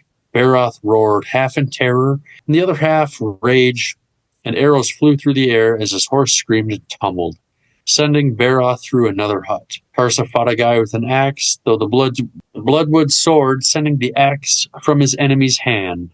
Karsa then caught another axe that was aimed for Havoc's head. He broke the child's neck with his hands. Suddenly Havoc was stumbling, bleeding from his nose and mouth. There was a pike in the horse's chest. Screaming, Karsa launched himself from the horse. Swordtip rose to meet him, but he batted it aside and landed on at least 3 lowlanders while he heard bones snapping. He fought off the attackers. He heard fighting nearby as Baroth fought his battle. Karsa turned back to his attackers and saw a crescent-shaped line of archers and crossbows. He heard the strings release and felt pain as he was hit, but he ignored it and charged the line. They tried to run, but Karsa cut them down, 8 of them on the ground, dead already or actively dying. He killed until there were no more to kill. He looked to where Baroth had been fighting, and there were 7 dead, but he did not see his comrade. Karsa heard a dog scream, and he ran up the street towards the sound. He passed arrow-riddled corpses of the pack, but did not see Gnaw. Just up from there, he saw Dellum near his fallen horse, and beyond was a group of villagers. Dellum had been hit by at least a dozen arrows and had a javelin driven through his torso. Trailing blood, he still crawled towards the villagers who were beating a dog to death. Still screaming, Dellum carried on. He did not see it, but a villager came up from behind him and hit him with a shovel in the back of the head. Karsa's warning was too late and not heard. Dellum fell and did not move.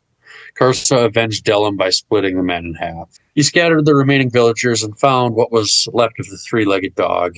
Gnaw was a few feet away, back legs not working, drug itself forward to its mate. It saw Karsa and had sadness in its eyes. Karsa kneeled next to the dog. He discovered a shattered hip. More soldiers were closing in. He picked up the dog and set off after one of the villagers. He chased the villager to a barn. He knew carrying Gnaw caused it great pain and considered putting it out of its misery. Karsa entered the barn, found a spot to hide Gnaw comfortably, and said he would return to him. If not, Gnaw needed to find a way to heal himself and get back home among the Urid. Karsa gave Gnaw a makeshift necklace and blessed him with the soul of the Teblor, the heart of the Urid, and asked Urgal to hide him. Karsa vowed they would meet again. He swore it on all the blood he had spilled this day. Karsa continued stalking his prey, this villager that had escaped. He could hear the distant calls of more villagers and soldiers hunting him in turn. He climbed up some chains at the loft of the barn. From above, he could hear heavy breathing and whimpers of the villager he sought. Karsa could see him directly below him. The fool had shit his pants. He reversed the grip on his sword and dropped, killing the man, death from above. But Karsa's weight had taken him and the lowlander through the floor. Karsa was stunned by the unexpected additional fall. He looked for his sword but couldn't find it. Finally, he raised his head and saw something sticking out of his chest. He continued looking for his sword, heard the voices above, and a voice spoke to him in the Sunid dialect, that if he were to die down here, at least he would keep for a while, in respect to the salted fish he was in. The lowlander asked what his name was. Karsa introduced himself and said that he was the grandson of Palk. They said he had been here centuries ago. Karsa interrupted him, saying Palk killed scores of children. The man said it made sense why his kind would call him children, but Palk didn't kill anyone, at least not right away. He was fevered and half-starved. The farmers here had taken him in and nursed him back to health. Then he killed his caretakers and fled. The girl escaped and made her way to Orbs and told the soldiers there what had happened. They enslaved the Sunid, but they knew he was Urid, and they had not reached him yet. But they would, probably within the century. There would be no Teblor in the Ladron Plateau. The only ones left would be in chains. The man asked Karsa if he recognized him. Karsa knew it was the one who escaped him in the past, and he speaks lies. His use of the Teblor language hurts his ears. The man said he should think about it, as he is what keeps him alive or allows him to die, if he didn't die of his wounds first. He told Karsa soldiers were about to come down to him and tie ropes so they could pull him out of the hole he was in.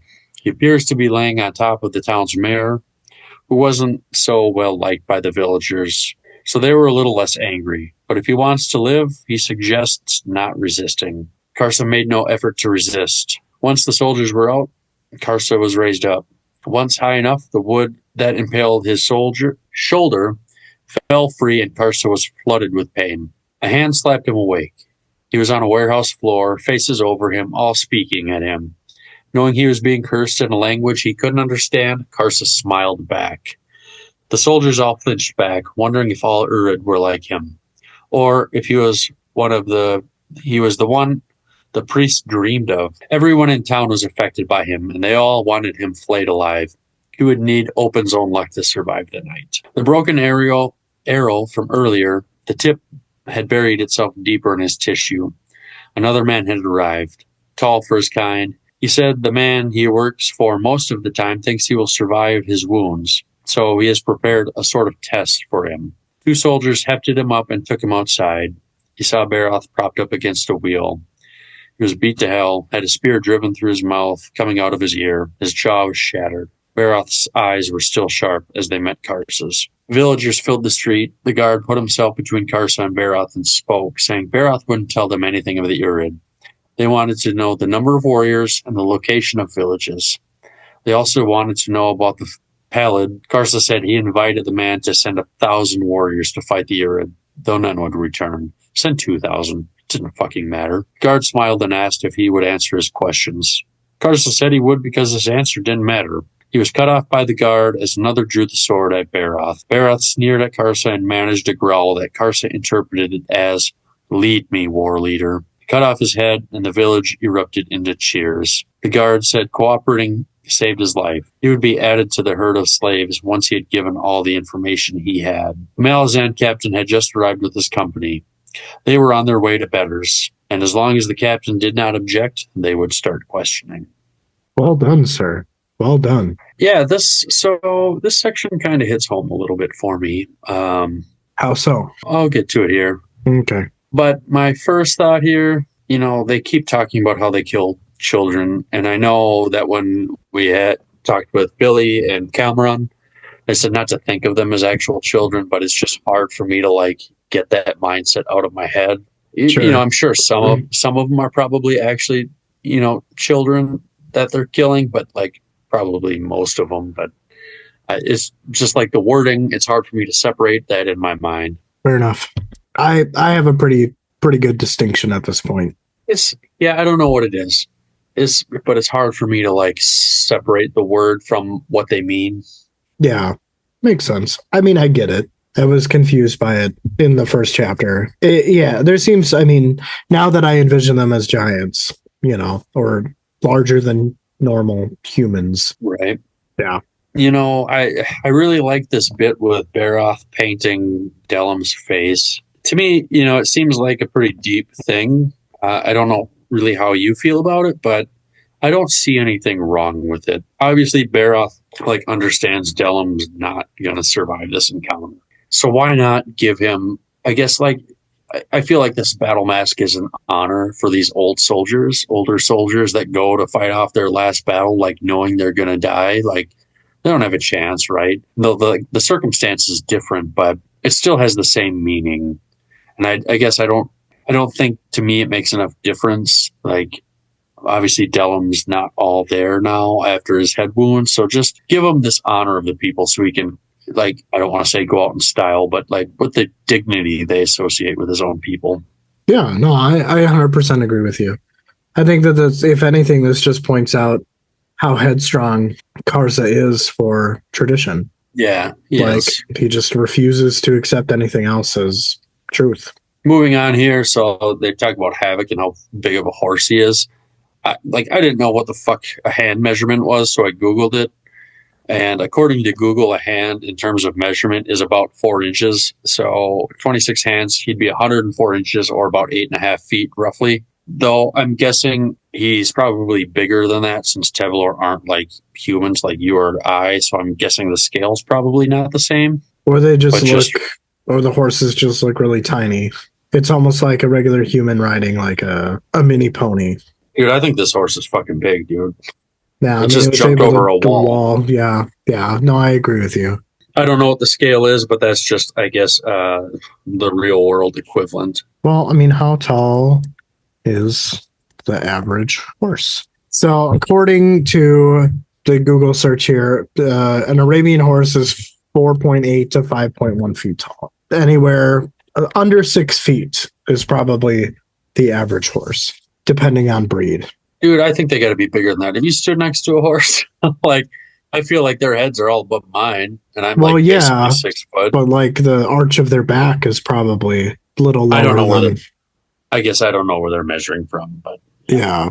I think one of the most like upsetting things to me in this chapter was the like the death of the dogs and the horses. And this is kind of where I'll get into where this has like some meaning to me. My own genesis, when I emailed you back, I told you I'd have a personal touch on this. So Justin, I don't know if you knew this. So like we graduated 2005, right? Yeah. I had a dog. It was the summer. It was like later that summer after it must have been the next year. My sister hadn't graduated yet. She had a soccer game down at West High School, I think, wherever it was. But I was at home playing with my dog and throwing a tennis ball or whatever, playing fetch. And she saw a rabbit. And you've been to my parents' house. Like, you know, we got like kind of like a little garden along the side of the house, flowers and shit. My parents' house. And there was a rabbit there. And so he chased the rabbit through a bush, and she ran over like a my mom had like a hanging bird feeder or something. Mhm. Bird bath.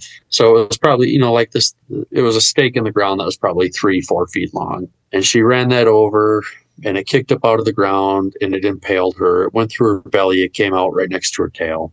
Oh, jeez. And so I was the only one home at the time. And so like I'm an 18-year-old kid at the time. Like I'm freaking out. Like my dog's got this fucking stake through her body and she's howling.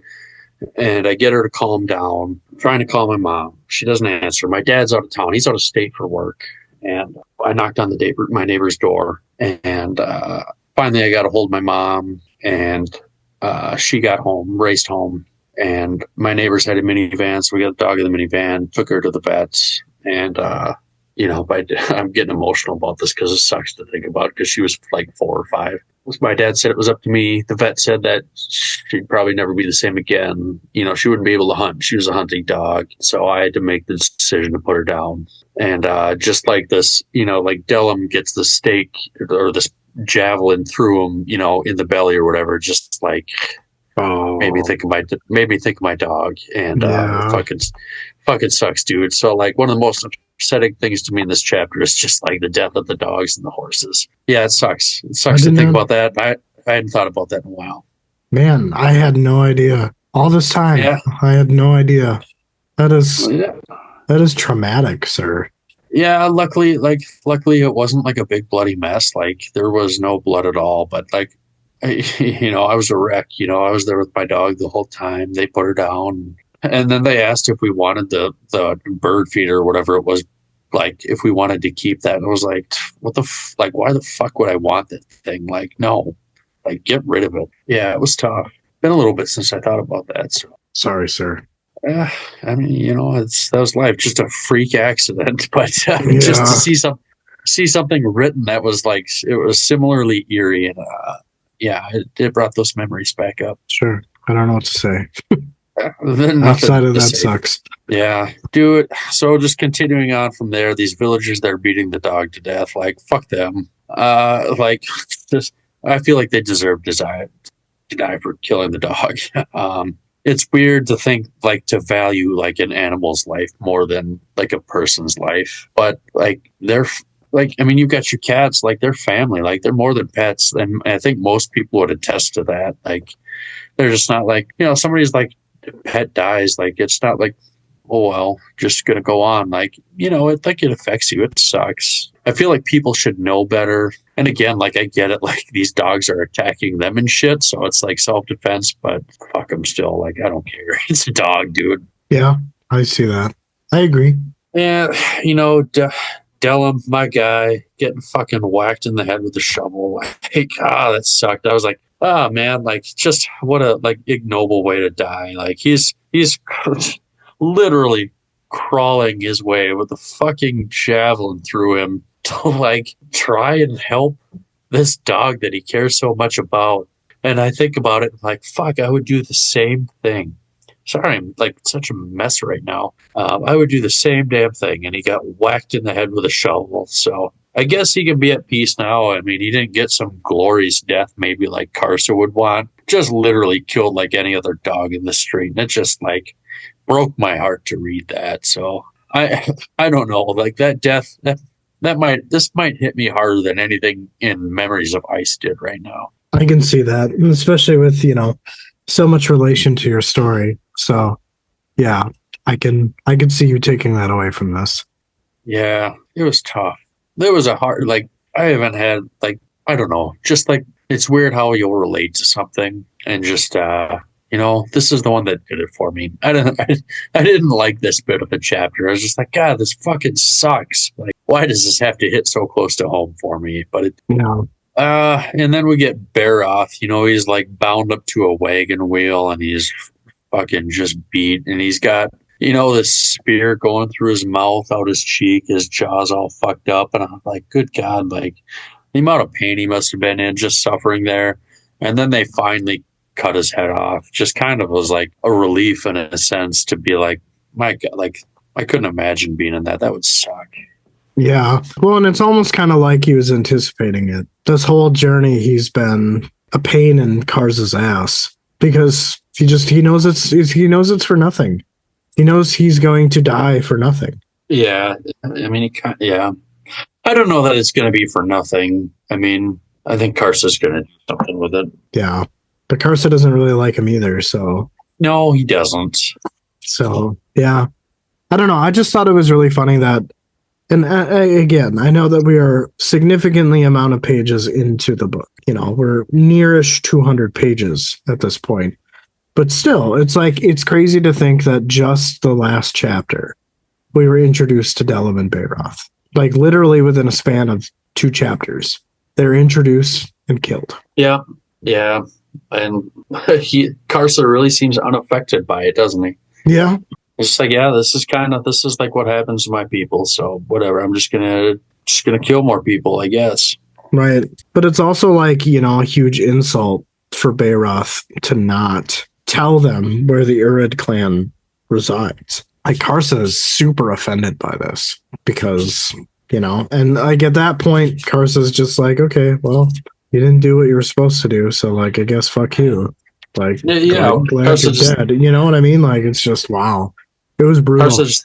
He thinks he could take on every one of them and just kill them all. Like, yeah, he doesn't think much of them. And he's got a pretty high opinion of their people. So, yeah, I guess I see why you're saying it's offensive. Yeah. But yeah, I mean, again, it was a super long section and it was mainly pretty action packed. So, he's just splitting heads. He's just cutting people down. And the way you do it, definitely reread it a couple of times just so that you can kind of soak in some of those details. But yeah, it was very action packed. And I guess for this, particular reader, pretty impactful. So yeah, I might say it might have been the most like impactful chapter in the series that I've read so far, just because of my weird circumstances that relate to it.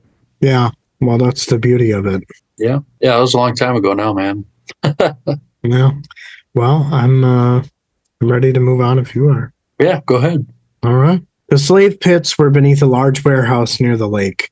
There were 2 trenches. One side held some lowlanders, chained to a large tree trunk that ran the length of the trench, and the other side was for the sick and the dying. After Karsa was done describing Urid, he was dragged to the warehouse and chained to the trunk in the second trench. Karsa was chained up at the far end by both wrists and ankles, whereas everyone else was just chained up with one.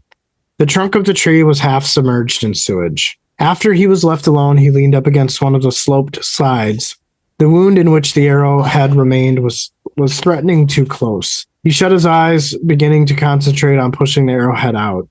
After a few moments, and then a strained scream, the arrowhead was pushed out and fell into the sewage. Karsa lay back for a while. His thoughts turned to that of Bayroth's last words, and how much meaning was in his final words. He shivered as he asked himself if his brothers had betrayed him, would he arrive home just to have his clan not follow him to war? That was until word came that the Warlander armies were coming. Then his clan would have no choice but to fight. This thought calmed him. He rolled over and slowly tried to retrieve the arrowhead that fell into the sewage, but eventually found it. He crouched down to inspect how his chains were connected to the log. He noticed that the underside of the log was starting to rot, so he used the arrowhead to gouge into the softwood that surrounded the hardware that was attached to the trunk. Bayroth had betrayed him and the Urid.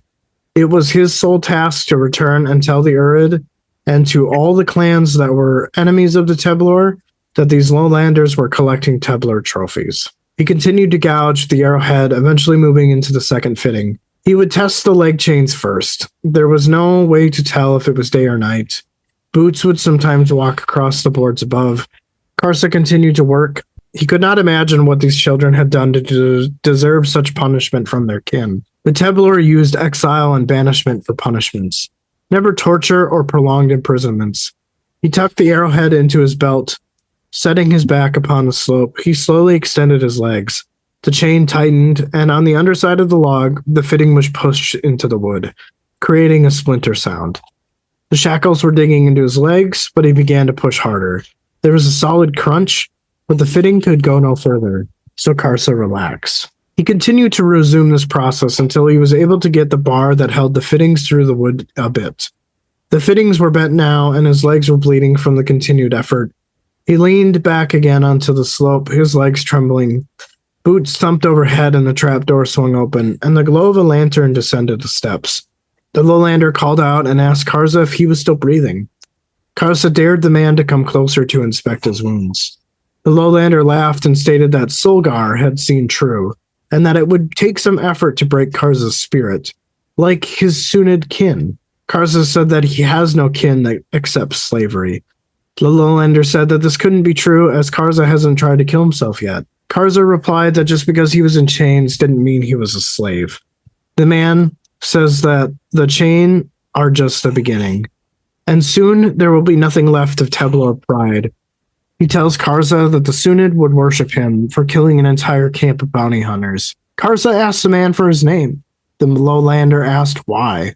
Karsa explained for all the man's word, he still feared him. Karsa. He tells the war leader that his name is Damisk, and he was once a tracker in the Grey Dog conquest of the Malazans. Karsa called Damisk a coward for fleeing and leaving his comrades. Karsa explains that the lowlander couldn't help himself but to gloat, as he is safe and Karsa is in chains.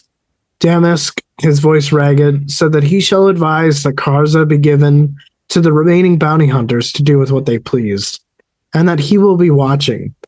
Karsa said of course he would, and started to laugh. Damisk went back up the stairs and slammed the trapdoor. Karsa went silent and then placed his feet on the log once more. A weak voice from the far end of the trench called out to him. Karsa said that he had no words for the lowlander. The lowlander replied that he needed no words, but could feel what he was doing, what was being done to the tree. Karsa said that he was doing nothing. The lowlander said, okay, but he and his pals were dying over there, and in the most undignified manner. Karsa stated that they must have done a great wrong. He was interrupted by the lowlander's rough laugh. The lowlander explained that they did not accept Malazan rule. Karsa asked what it was that they wanted. The lowlander explains that there were 4 of them over there, and he was the only one left conscious. He asked if Karsa could lift the tree and spin it. Karsa wondered why they would want it to be killed. Karsa explained that he is not interested in mercy. The lowlander asked if he was interested in trophies, though. Karsa said that he could not reach them for trophies. The lowlander asked how well he saw in the dark, and then threw him a tooth that had fallen out. Karsa caught it and examined it a bit, and said that it was rotten. The lowlander explained that this was probably why it fell out. He also explains that rolling the log will get more water inside to help soften the bark more. Karsa said that he liked this lowlander, and the lowlander said that this was good, but to now drown them. Karsa then lifted the log and started to twist it. Splashes and gurgling sounds were heard, and the lowlander called out that he was the last and that they were almost there. They have a brief conversation before Karsa asked the man if he was ready. The lowlander said to wait a moment, as he's had a change of heart. Karza said that he didn't, and then spun the log and dropped it. Wild thrashing occurred from the other end, chains swaying and frantic coughing. Karza looked up in surprise to see a mud-covered body flailing about. Karza sat back, waiting for the man to recover. Karza told the man that he had managed to roll back under the log and that he didn't see him as a coward anymore. The man replied that it was sheer courage and that this was who he was. Karza asked whose tooth it really was. The lowlander explained that it was one of the men who was chained next to him. The man asked that no more spinning be done. Karza said that he has to spin it the other way and to return the tree and the chains back to normal. Karza asks the man for his name. The man says that his name was Torvald Nam, also known as Knuckles. Karza asks how Torvald knew the Sunid language. Torvald explains that it's an old trader language. Before there were bounty hunters, there were Nathi traders. The truth was that Karza's language is close kin to Nathi. Karza explains that he has decided that the Malazans are his enemy. Torvald says that this was great and that made two of them. Torvald explains that the Malazans are a hateful bunch, but the Nathi are worse, and the Teblar have no allies among the lowlanders. Karza asked if Torvald was Nathi. Torvald says no, and explains that he's from a noble house in Darujistan. Karza said that Torvald talked too much, and they still had to spin this log back the other way. What you got? Well, I will start out with, I know we touched on it briefly, but the arrowhead being pushed out, I would imagine, is either through some... it has to be a talent or of, like, sorceress roots to be able to do something like that. Or he's just got really good control over his, like, muscles and shit. But, I mean, it's gotta fucking hurt. But even that is still a talent, though, right? Definitely, like, yeah, a talent. Yeah. Because, like, I ain't doing that. We can tell you that. No. And then I know, again, we touched on it, but just, Bayroth and Karza thinking about his last words. And I'm just kind of wondering if, like, you think that Bayroth did what he did as some type of symbolism to Karza's ignorance. Do you think this moment will click for Karza when he finally figures out what Bayroth, Delim, and even his father were adhering to or uncovered? Do you think that this will be like one of those moments where he thinks back and he's just like, man, I was a dick, but like they were right. Like an aha moment? Yeah, like an epiphany. Like, I see why Bayroth did what he did. And it makes sense. And now, like, maybe he'll, like, feel guilty. I feel like, again, there are little pieces of information that kind of tell a different story than what Karza believes. And I think that, again, with the whole calm conversation, I think that she's waiting to see which path he takes. Maybe.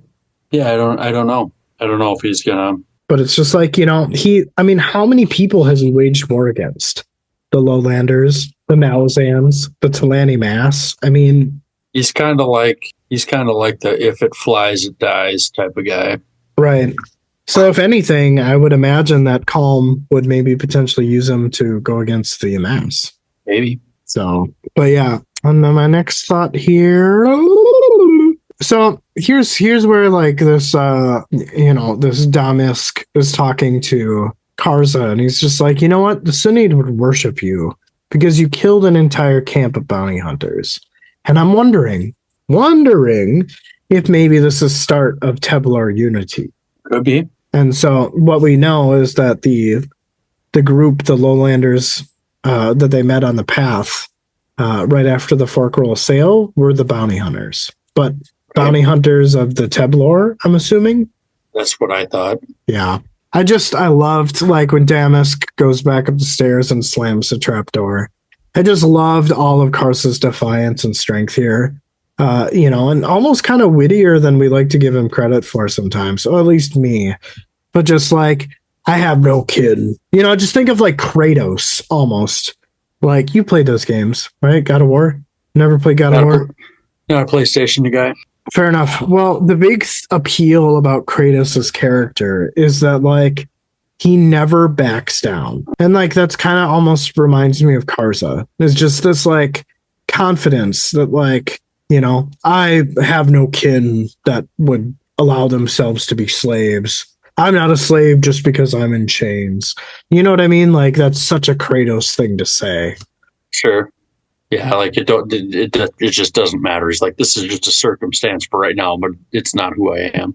Yeah, I just really love that. So I know he wasn't the voice originally, but Christopher Judge voiced Kratos in I don't know how many of the games, but I was a big fan of Stargate SG-1, and he played Teal'c in that, and he was awesome. okay, yeah, I haven't seen that, but yeah, no, he was definitely good in the two games that I played with him in. I don't know how compared to the original guy, but You should just get a PlayStation just for those games. Honestly, they're so good.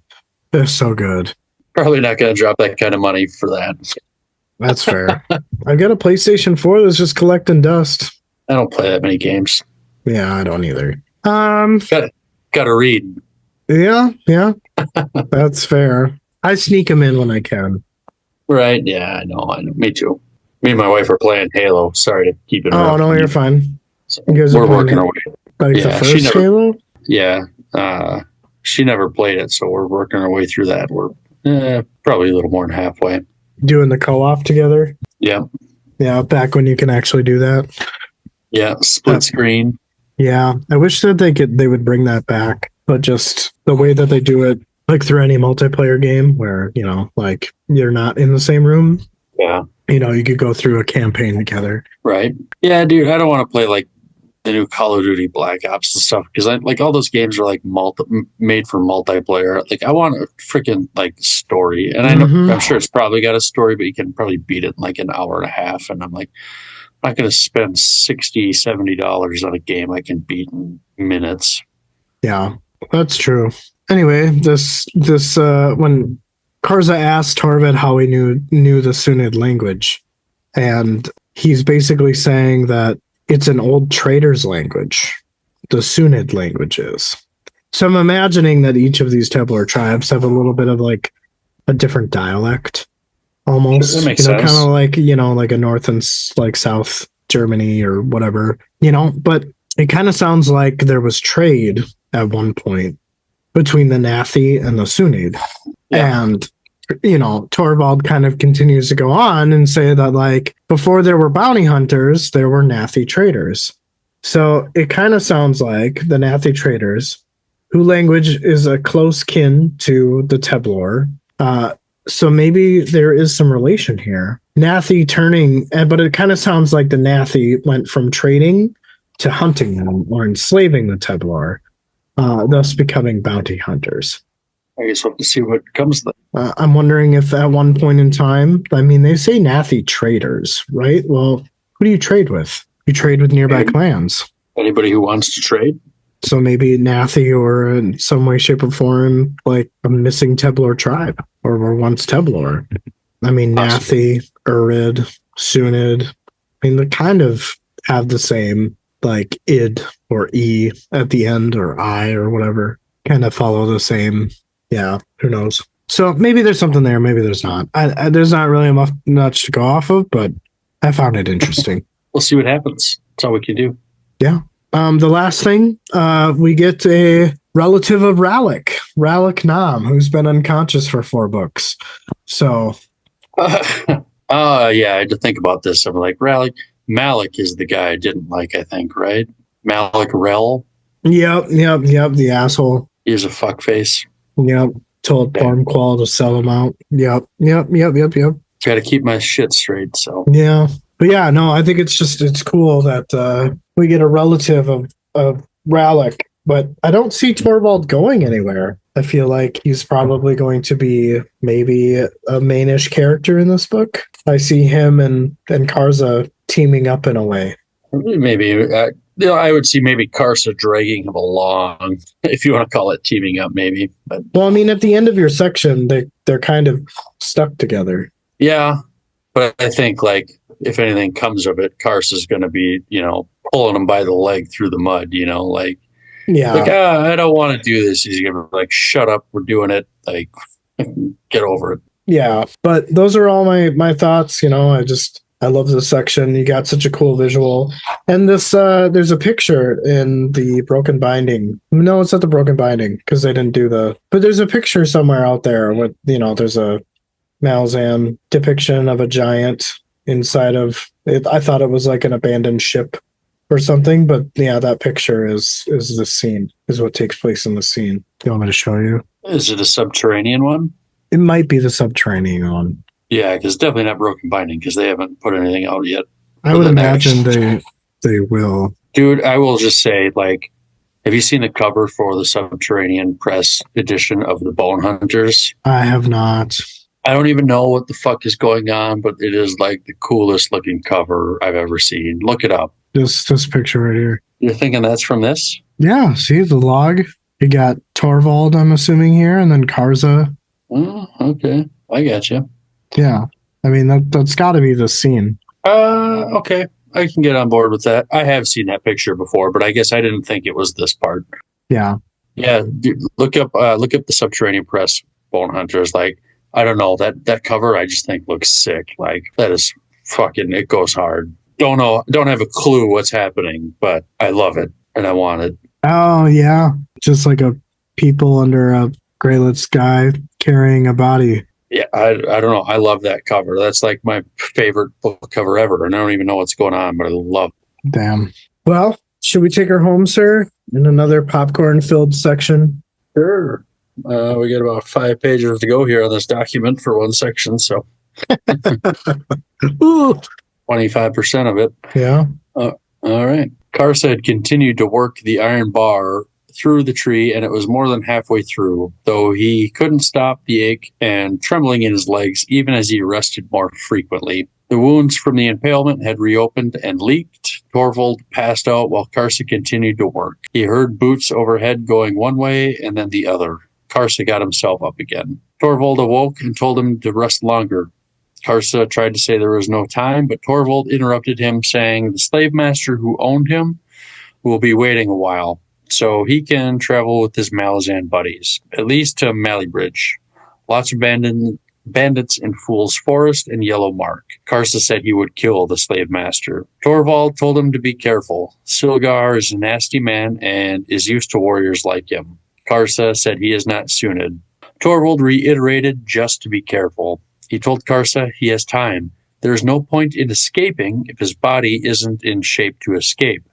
An opportunity would arise as long as his wounds didn't kill him first. Karsa added, or drown. Karsa asked if he knew how long he had been held prisoner. Torvald said there was still snow on the ground and the ice on the lake just went out. Karsa replied that not even a lowlander should be made to suffer such a fate.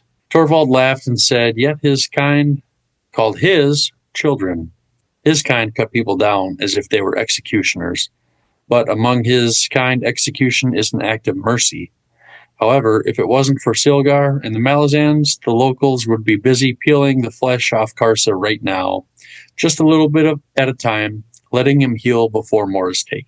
Karsa settled along the bank, and the trapdoor above opened. A guard let 11 Sunid down. None would meet Karsa's eyes. 3 more guards came and attached shackles to the Sunid. There was no resistance from them. Once the guards were gone, one whispered that it was true, in Urid. Karsa asked how that could be the voice of a Teblor. It couldn't be. Teblor didn't become slaves. They would die first. Another spoke. In Urid, in chains?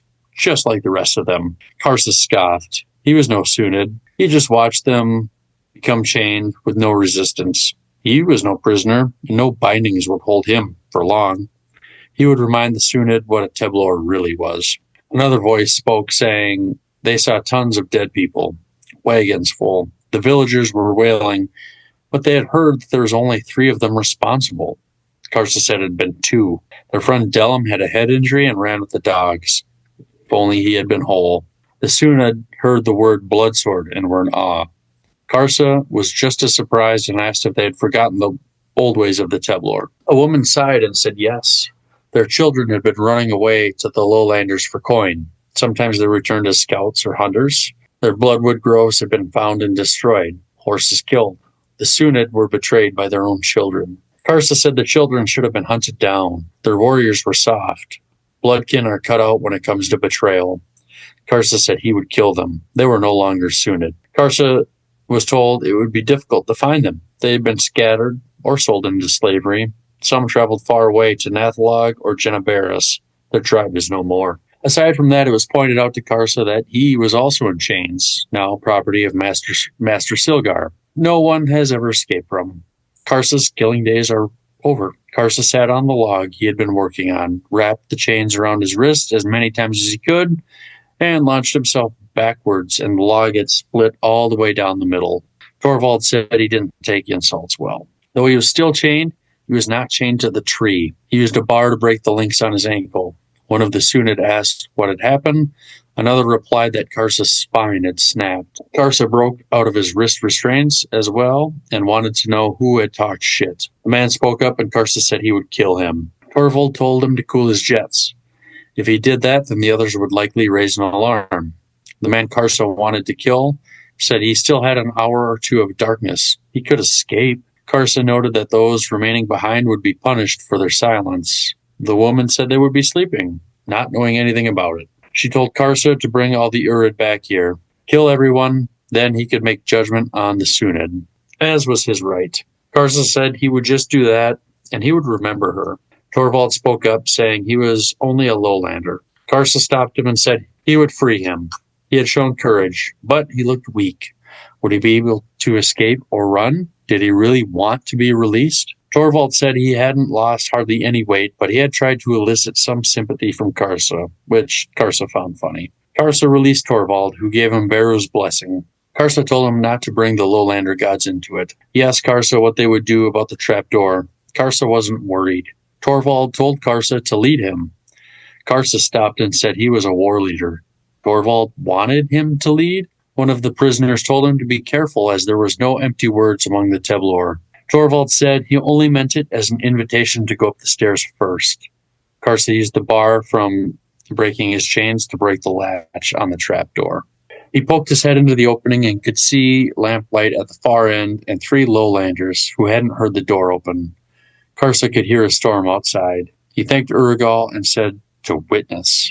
He gave a signal to Torvald to stay where he was. Karsa switched hands with his metal bar. He snuck up behind the guards and attacked the first, whacking him in the head, then the second. The third guard was dumbfounded as Karsa smashed his throat. Torvald came out of his hiding spot and told Karsa that what he was Hood's own nightmare. Karsa told him to take a weapon from one of the dead bodies. Torvald did and asked what way they would run.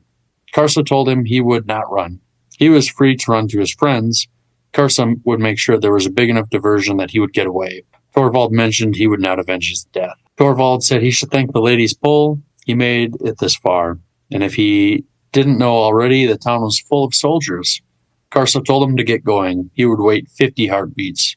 Torvald said he and his family would speak his name in their prayers. Karsa listened to him slip away and decided he would not wait 50 heartbeats, even if the storm dawn was close. Karsa wanted his blood sword, but didn't know where it was, so any Teblor weapon would do, and he knew where he could find one.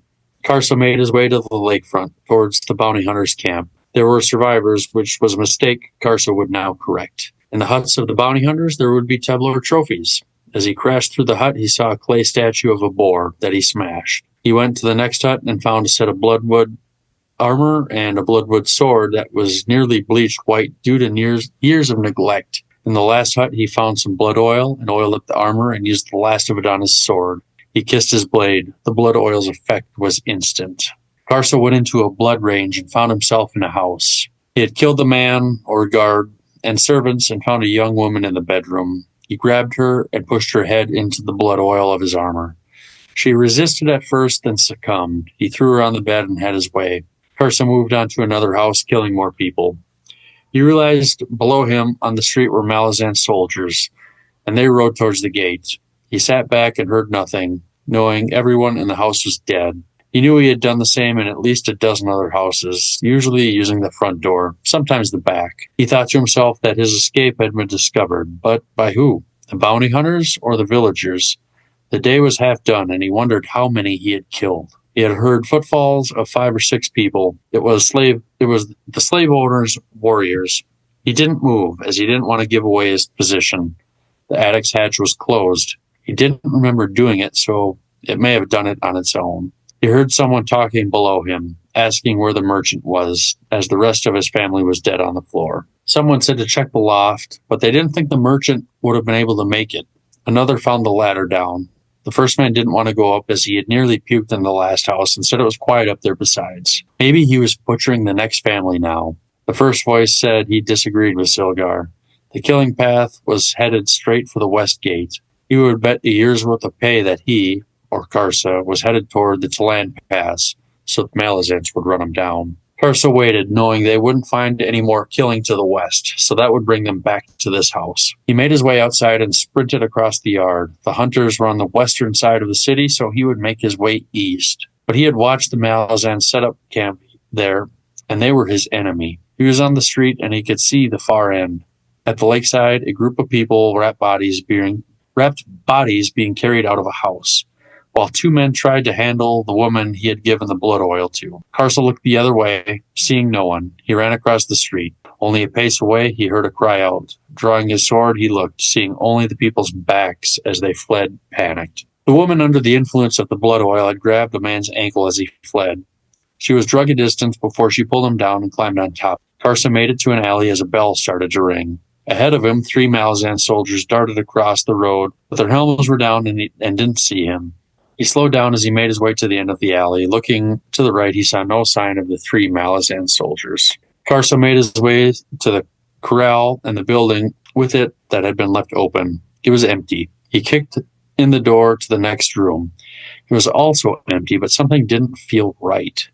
He cautiously stepped forward. A noose dropped from above over his head and onto his shoulders. There was a shout, and it tightened. He raised his sword in an effort to cut the rope, but 4 figures descended from behind him, raising Karsa off his feet. As Karsa went up, the crossbeam snapped, sending everyone to the ground. He freed the rope from his neck and took off after the nearest soldier as he was hammered with magic. He staggered and roared and shook it off like a true Swiftie. Karsa swung his sword as the Malazan had jumped back, but he still got a piece of his knee and the man went down. You like that T-Swift joke, Justin? Yeah, that was nice. A net of fire had fallen on Karsa. Impossibly heavy, it drove him to his knees. He tried to slash through it, but couldn't, and began to tighten as if it were alive. The wounded soldier continued to scream until another issued a command. The lights flashed and the screaming stopped. Soldiers were suddenly around him. One of them spoke, saying he understood the Nathi language. He had made Limp's leg even worse. He wouldn't be happy about it, and him showing up would make up for the fact that they were on house arrest. One of the others said they should kill him. The sergeant told Shard to shut his mouth and for Bell to go find the slave master and to be quiet about it. He didn't want the town showing up with pitchforks. The sergeant told Ebron, the mage, that he had done good work. Ebron said he about pissed his pants when he threw off the nastiest spell he had. Shard said it just went to show that clever beats nasty and asked Ebron to do what he could for Lim. They took Karsa's sword and were in awe of it. So hard they heard it would break Aaron's steel. They knew the resin they used on the sword hardened the wood itself. He asked if the sorcery was causing Karsa pain. The sorcerer replied saying if it was him, or Cord, stuck in it, he would be dead and sizzling like fat on a fire. Cord looked at Karsa and said he wasn't even trembling. Just imagine what they could do with 5,000 of them in their ranks. They might even be able to clear out Mott Wood. Cord asked what was taking Bell so long. Shard said probably couldn't find anyone. Suddenly there were boots and new voices, one thanking the sergeant for finding his lost property. Cord said he was now in possession of the Malazan army, as he had killed Malazan prisoners. Silgar said he couldn't believe he was serious. Cord said he was always serious, and had an idea what Silgar had planned. Castration, cutting out the tongue, and hobbling him. Put him on a leash and parade him around, using him to drum up replacements for his bounty hunters. This was occupied territory now a part of the Malazan Empire. And they aren't at war with the Teblor. Sure, they didn't appreciate renegades coming in and killing soldiers or destroying property, so that's why he was now under arrest. So he'll probably end up in the Otadero mines. He told Karsa that they'd be seeing a lot of each other as there was rumors of a rebellion, but he didn't think much would come of it. The slave master said Malazan hold on the continent was precarious at best since most of the army was stuck at Pale. Did he really want to create an issue by making fun of their customs? Cord said their custom was to run and hide when the Teblor showed up. The destruction of the Sunid tribe was a business venture from Silgar, and apparently pretty successful. So the only flouting of customs going on here was from Silgar in regards to the Malazan law. So what did he, or Silgar, think their company was doing here? Eberron told him to take it easy, as he knew Silgar was a male priest, and he knew he was on the edge of his warren. So if he tried anything funny, he'd turn Silgar into a puddle. Cord told Silgar to have his thugs back down, or Karsa would have friends on his way to the mines. Silgar said he wouldn't dare do that.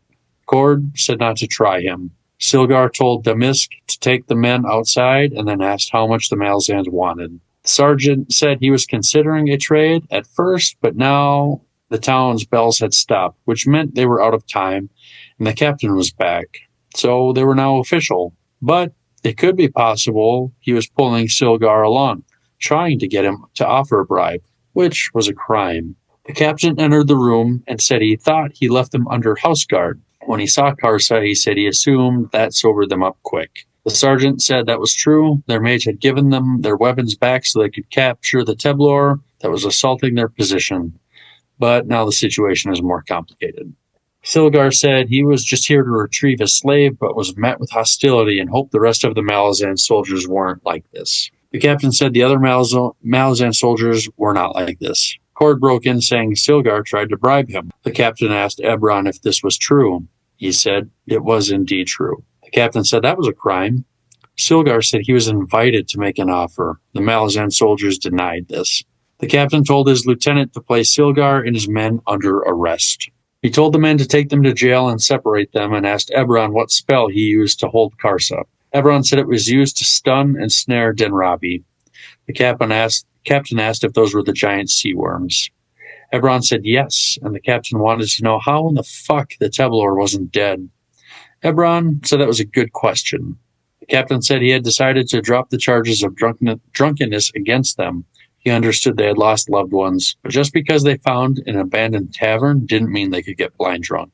He then told Eberron to inform the unit they were leaving this beautiful little city ASAP and to get everything packed up. Eberron asked what about the Teblor. The captain wanted to know how long the net would last. Eberron said it would last as long as it was needed, but the pain. Eberron was cut off. The captain said he seemed like he was doing all right, so just leave him and figure out a way to get him loaded onto the wagon. Karsa looked at the sorcerer. The pain had faded despite what he had said, and he could feel his muscles slowly weakening the magical net. He knew it wouldn't be long now. Ooh, you did it, man. 2 long-ass sections. Yeah.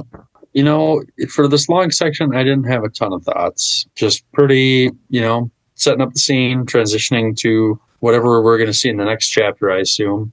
Right. Well, I mean, it's funny that he's captured twice. He's captured twice. I didn't even think about that. Yeah.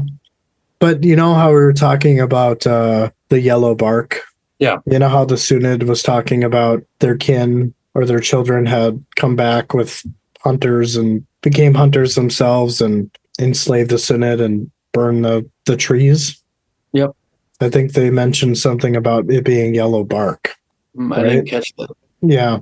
So I'd imagine that the yellow bark that they're talking about in the glyphs is a call to what the blood swords are made out of. Definitely could be.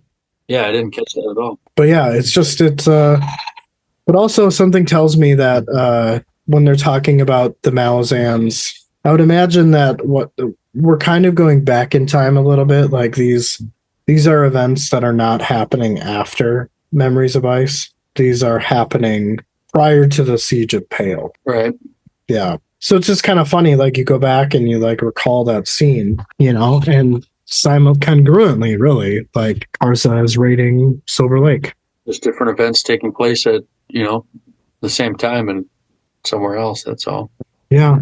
So that was cool. It kind of sounds like the Malazans are just starting to conquer or take hold of Genobacchus. Yeah. A couple thoughts here. Just, this first one, the Sunid are, they're being shackled up, and clearly they must not be the same size as like Karsa, but they're also pretty clearly that they're like a broken prisoner, right? They're just like, I don't even know how that would feel, but like, they're just kind of like, yep, this is our life. Sucks. Yeah. We go get worked to death, and then they throw us in these chains in this shithole, and then we do it again. Yep. I would imagine to Karza, it's kind of one of those things where like the reality of the situation just really hasn't sunk in because he's so aligned with how the Tevlar are supposed to be. You know what I mean? And that like it's unfathoming to imagine Teblar being slaves. You know? I'm sure that like maybe there was some enslavement amongst themselves or there wasn't, but they assumed that if that were to ever happen, it would only be because of Teblar and not anybody else. You know, I mean, they look at lowlanders like children. Yeah. And even, I mean, we see he like breaks out of this. So Yeah, he does get away, but just to get recaptured again. yeah, by somebody else. We'll see what happens there. I don't know. I guess, yeah, I don't know. Well, we can move on. I like that Carson doesn't see himself as a prisoner, though, but like by any conventional wisdom, I mean, he is, right? Mm-hmm. But he's not letting his mind defeat him. Like he's not giving that to them. So even though he may physically be imprisoned, his mind's still free. He's fine. He's thinking of a way to escape, and so he's got some motivation. Yeah, I would agree. I mean, I like it. I like it, but at the same time, it's a little unrealistic, despite only because of the extenuating circumstances surrounding his situation.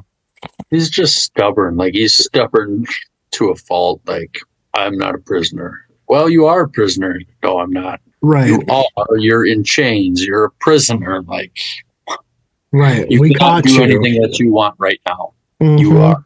But I do. I do enjoy that, like, Carson's solution to any problem is just that he's going to kill it. Mm-hmm. Doesn't matter what it is, just going to fucking kill it. Right.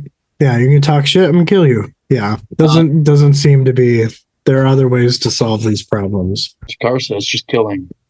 Right. Those are all the points that I had. I do kind of like these Malazan soldiers. They dupe this guy into like bribing them, and they're like, "Oh, that's legal, you stupid." Yep. Now we're gonna take you to jail. So that was fun. I'm curious as to where it's going, though. I have a feeling that Karza is going to get shipped off this continent. Yeah, I guess I wouldn't be surprised by that. And then he'll discover the true history of his people. I think I can get on board with that. Yeah. I think that's a good call.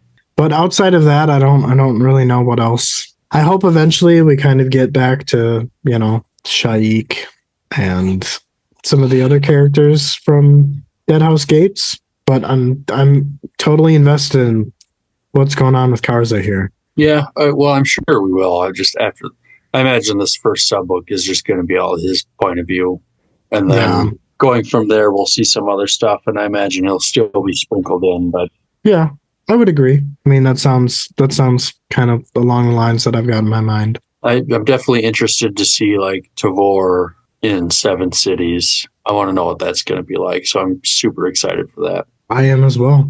I don't know if I'll be doing any reading tonight. I don't really have anything going on this weekend, so I will probably find myself opening it up. Yeah, I don't know if I'm going to read tonight or not either. We'll see. Maybe I'll start it. But yeah, it's another 70 pages is a pretty hefty chapter. So yeah, we're recording this on November 22nd. Probably not going to get around to it next week since we've got the holiday. So yeah, probably another 2 weeks, and then we got a shorter chapter after that. Yeah, and then we're already through the first subbook. And we're like, 25% of the way through the book. Yeah, it's crazy. Only 4 chapters in, and we're 25% of the way through. Yeah, we're covering a lot of ground here. Yeah, so hopefully moving on, these are maybe the longest chapters we'll see in this book, and it's all just 30 to 40, maybe 50 pages, and we get back to our regular length episodes. Dude, I'm just got really disappointed right now. Why? We've been recording for 3.5 hours, and my fucking mic wasn't plugged in. Uh-oh. So I hope my audio doesn't sound like shit. No, I think you're close enough to the computer that it'll be fine. what I get for drinking beer. This is what happens. You're not drinking Yeah. responsibly. If this was Karza, he would kill you. I deserve it. You do not. That's not nice. Oh, man. Well, should we end it before it gets to 3 hours and 45 minutes here? Yeah, I don't know what Carson's going to get up into this next chapter. I imagine he's going to be going for a ride with his Malazan buddies, and I don't know if he's going to escape. We got 70 pages to figure it out. I mean, it kind of alludes at the end of the chapter that whatever this net that ensnares Den Robbie is, the power is slowly weakening. So, Yeah, very possible. we'll see. We'll see. Yeah. So It was good to get back and talk with you and chat about this book. So yeah, we'll reconvene soon. hell yeah, dude. All right, man. Well, have a good night. Yeah, you do the same. We'll talk soon. Later, man. Bye. Bye.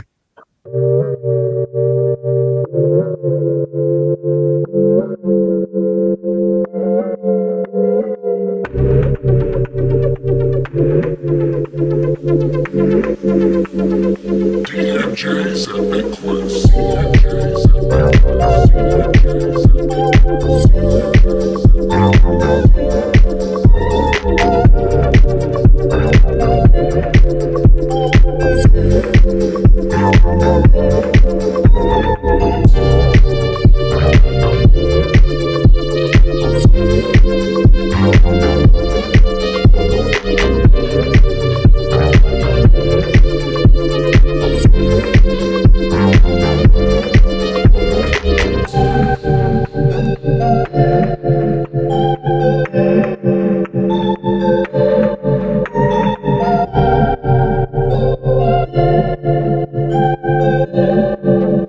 DMJ's Epic Quest. CMJ's Epic Quest. CMJ's Epic Quest. CMJ's Epic Quest. CMJ's Epic Quest.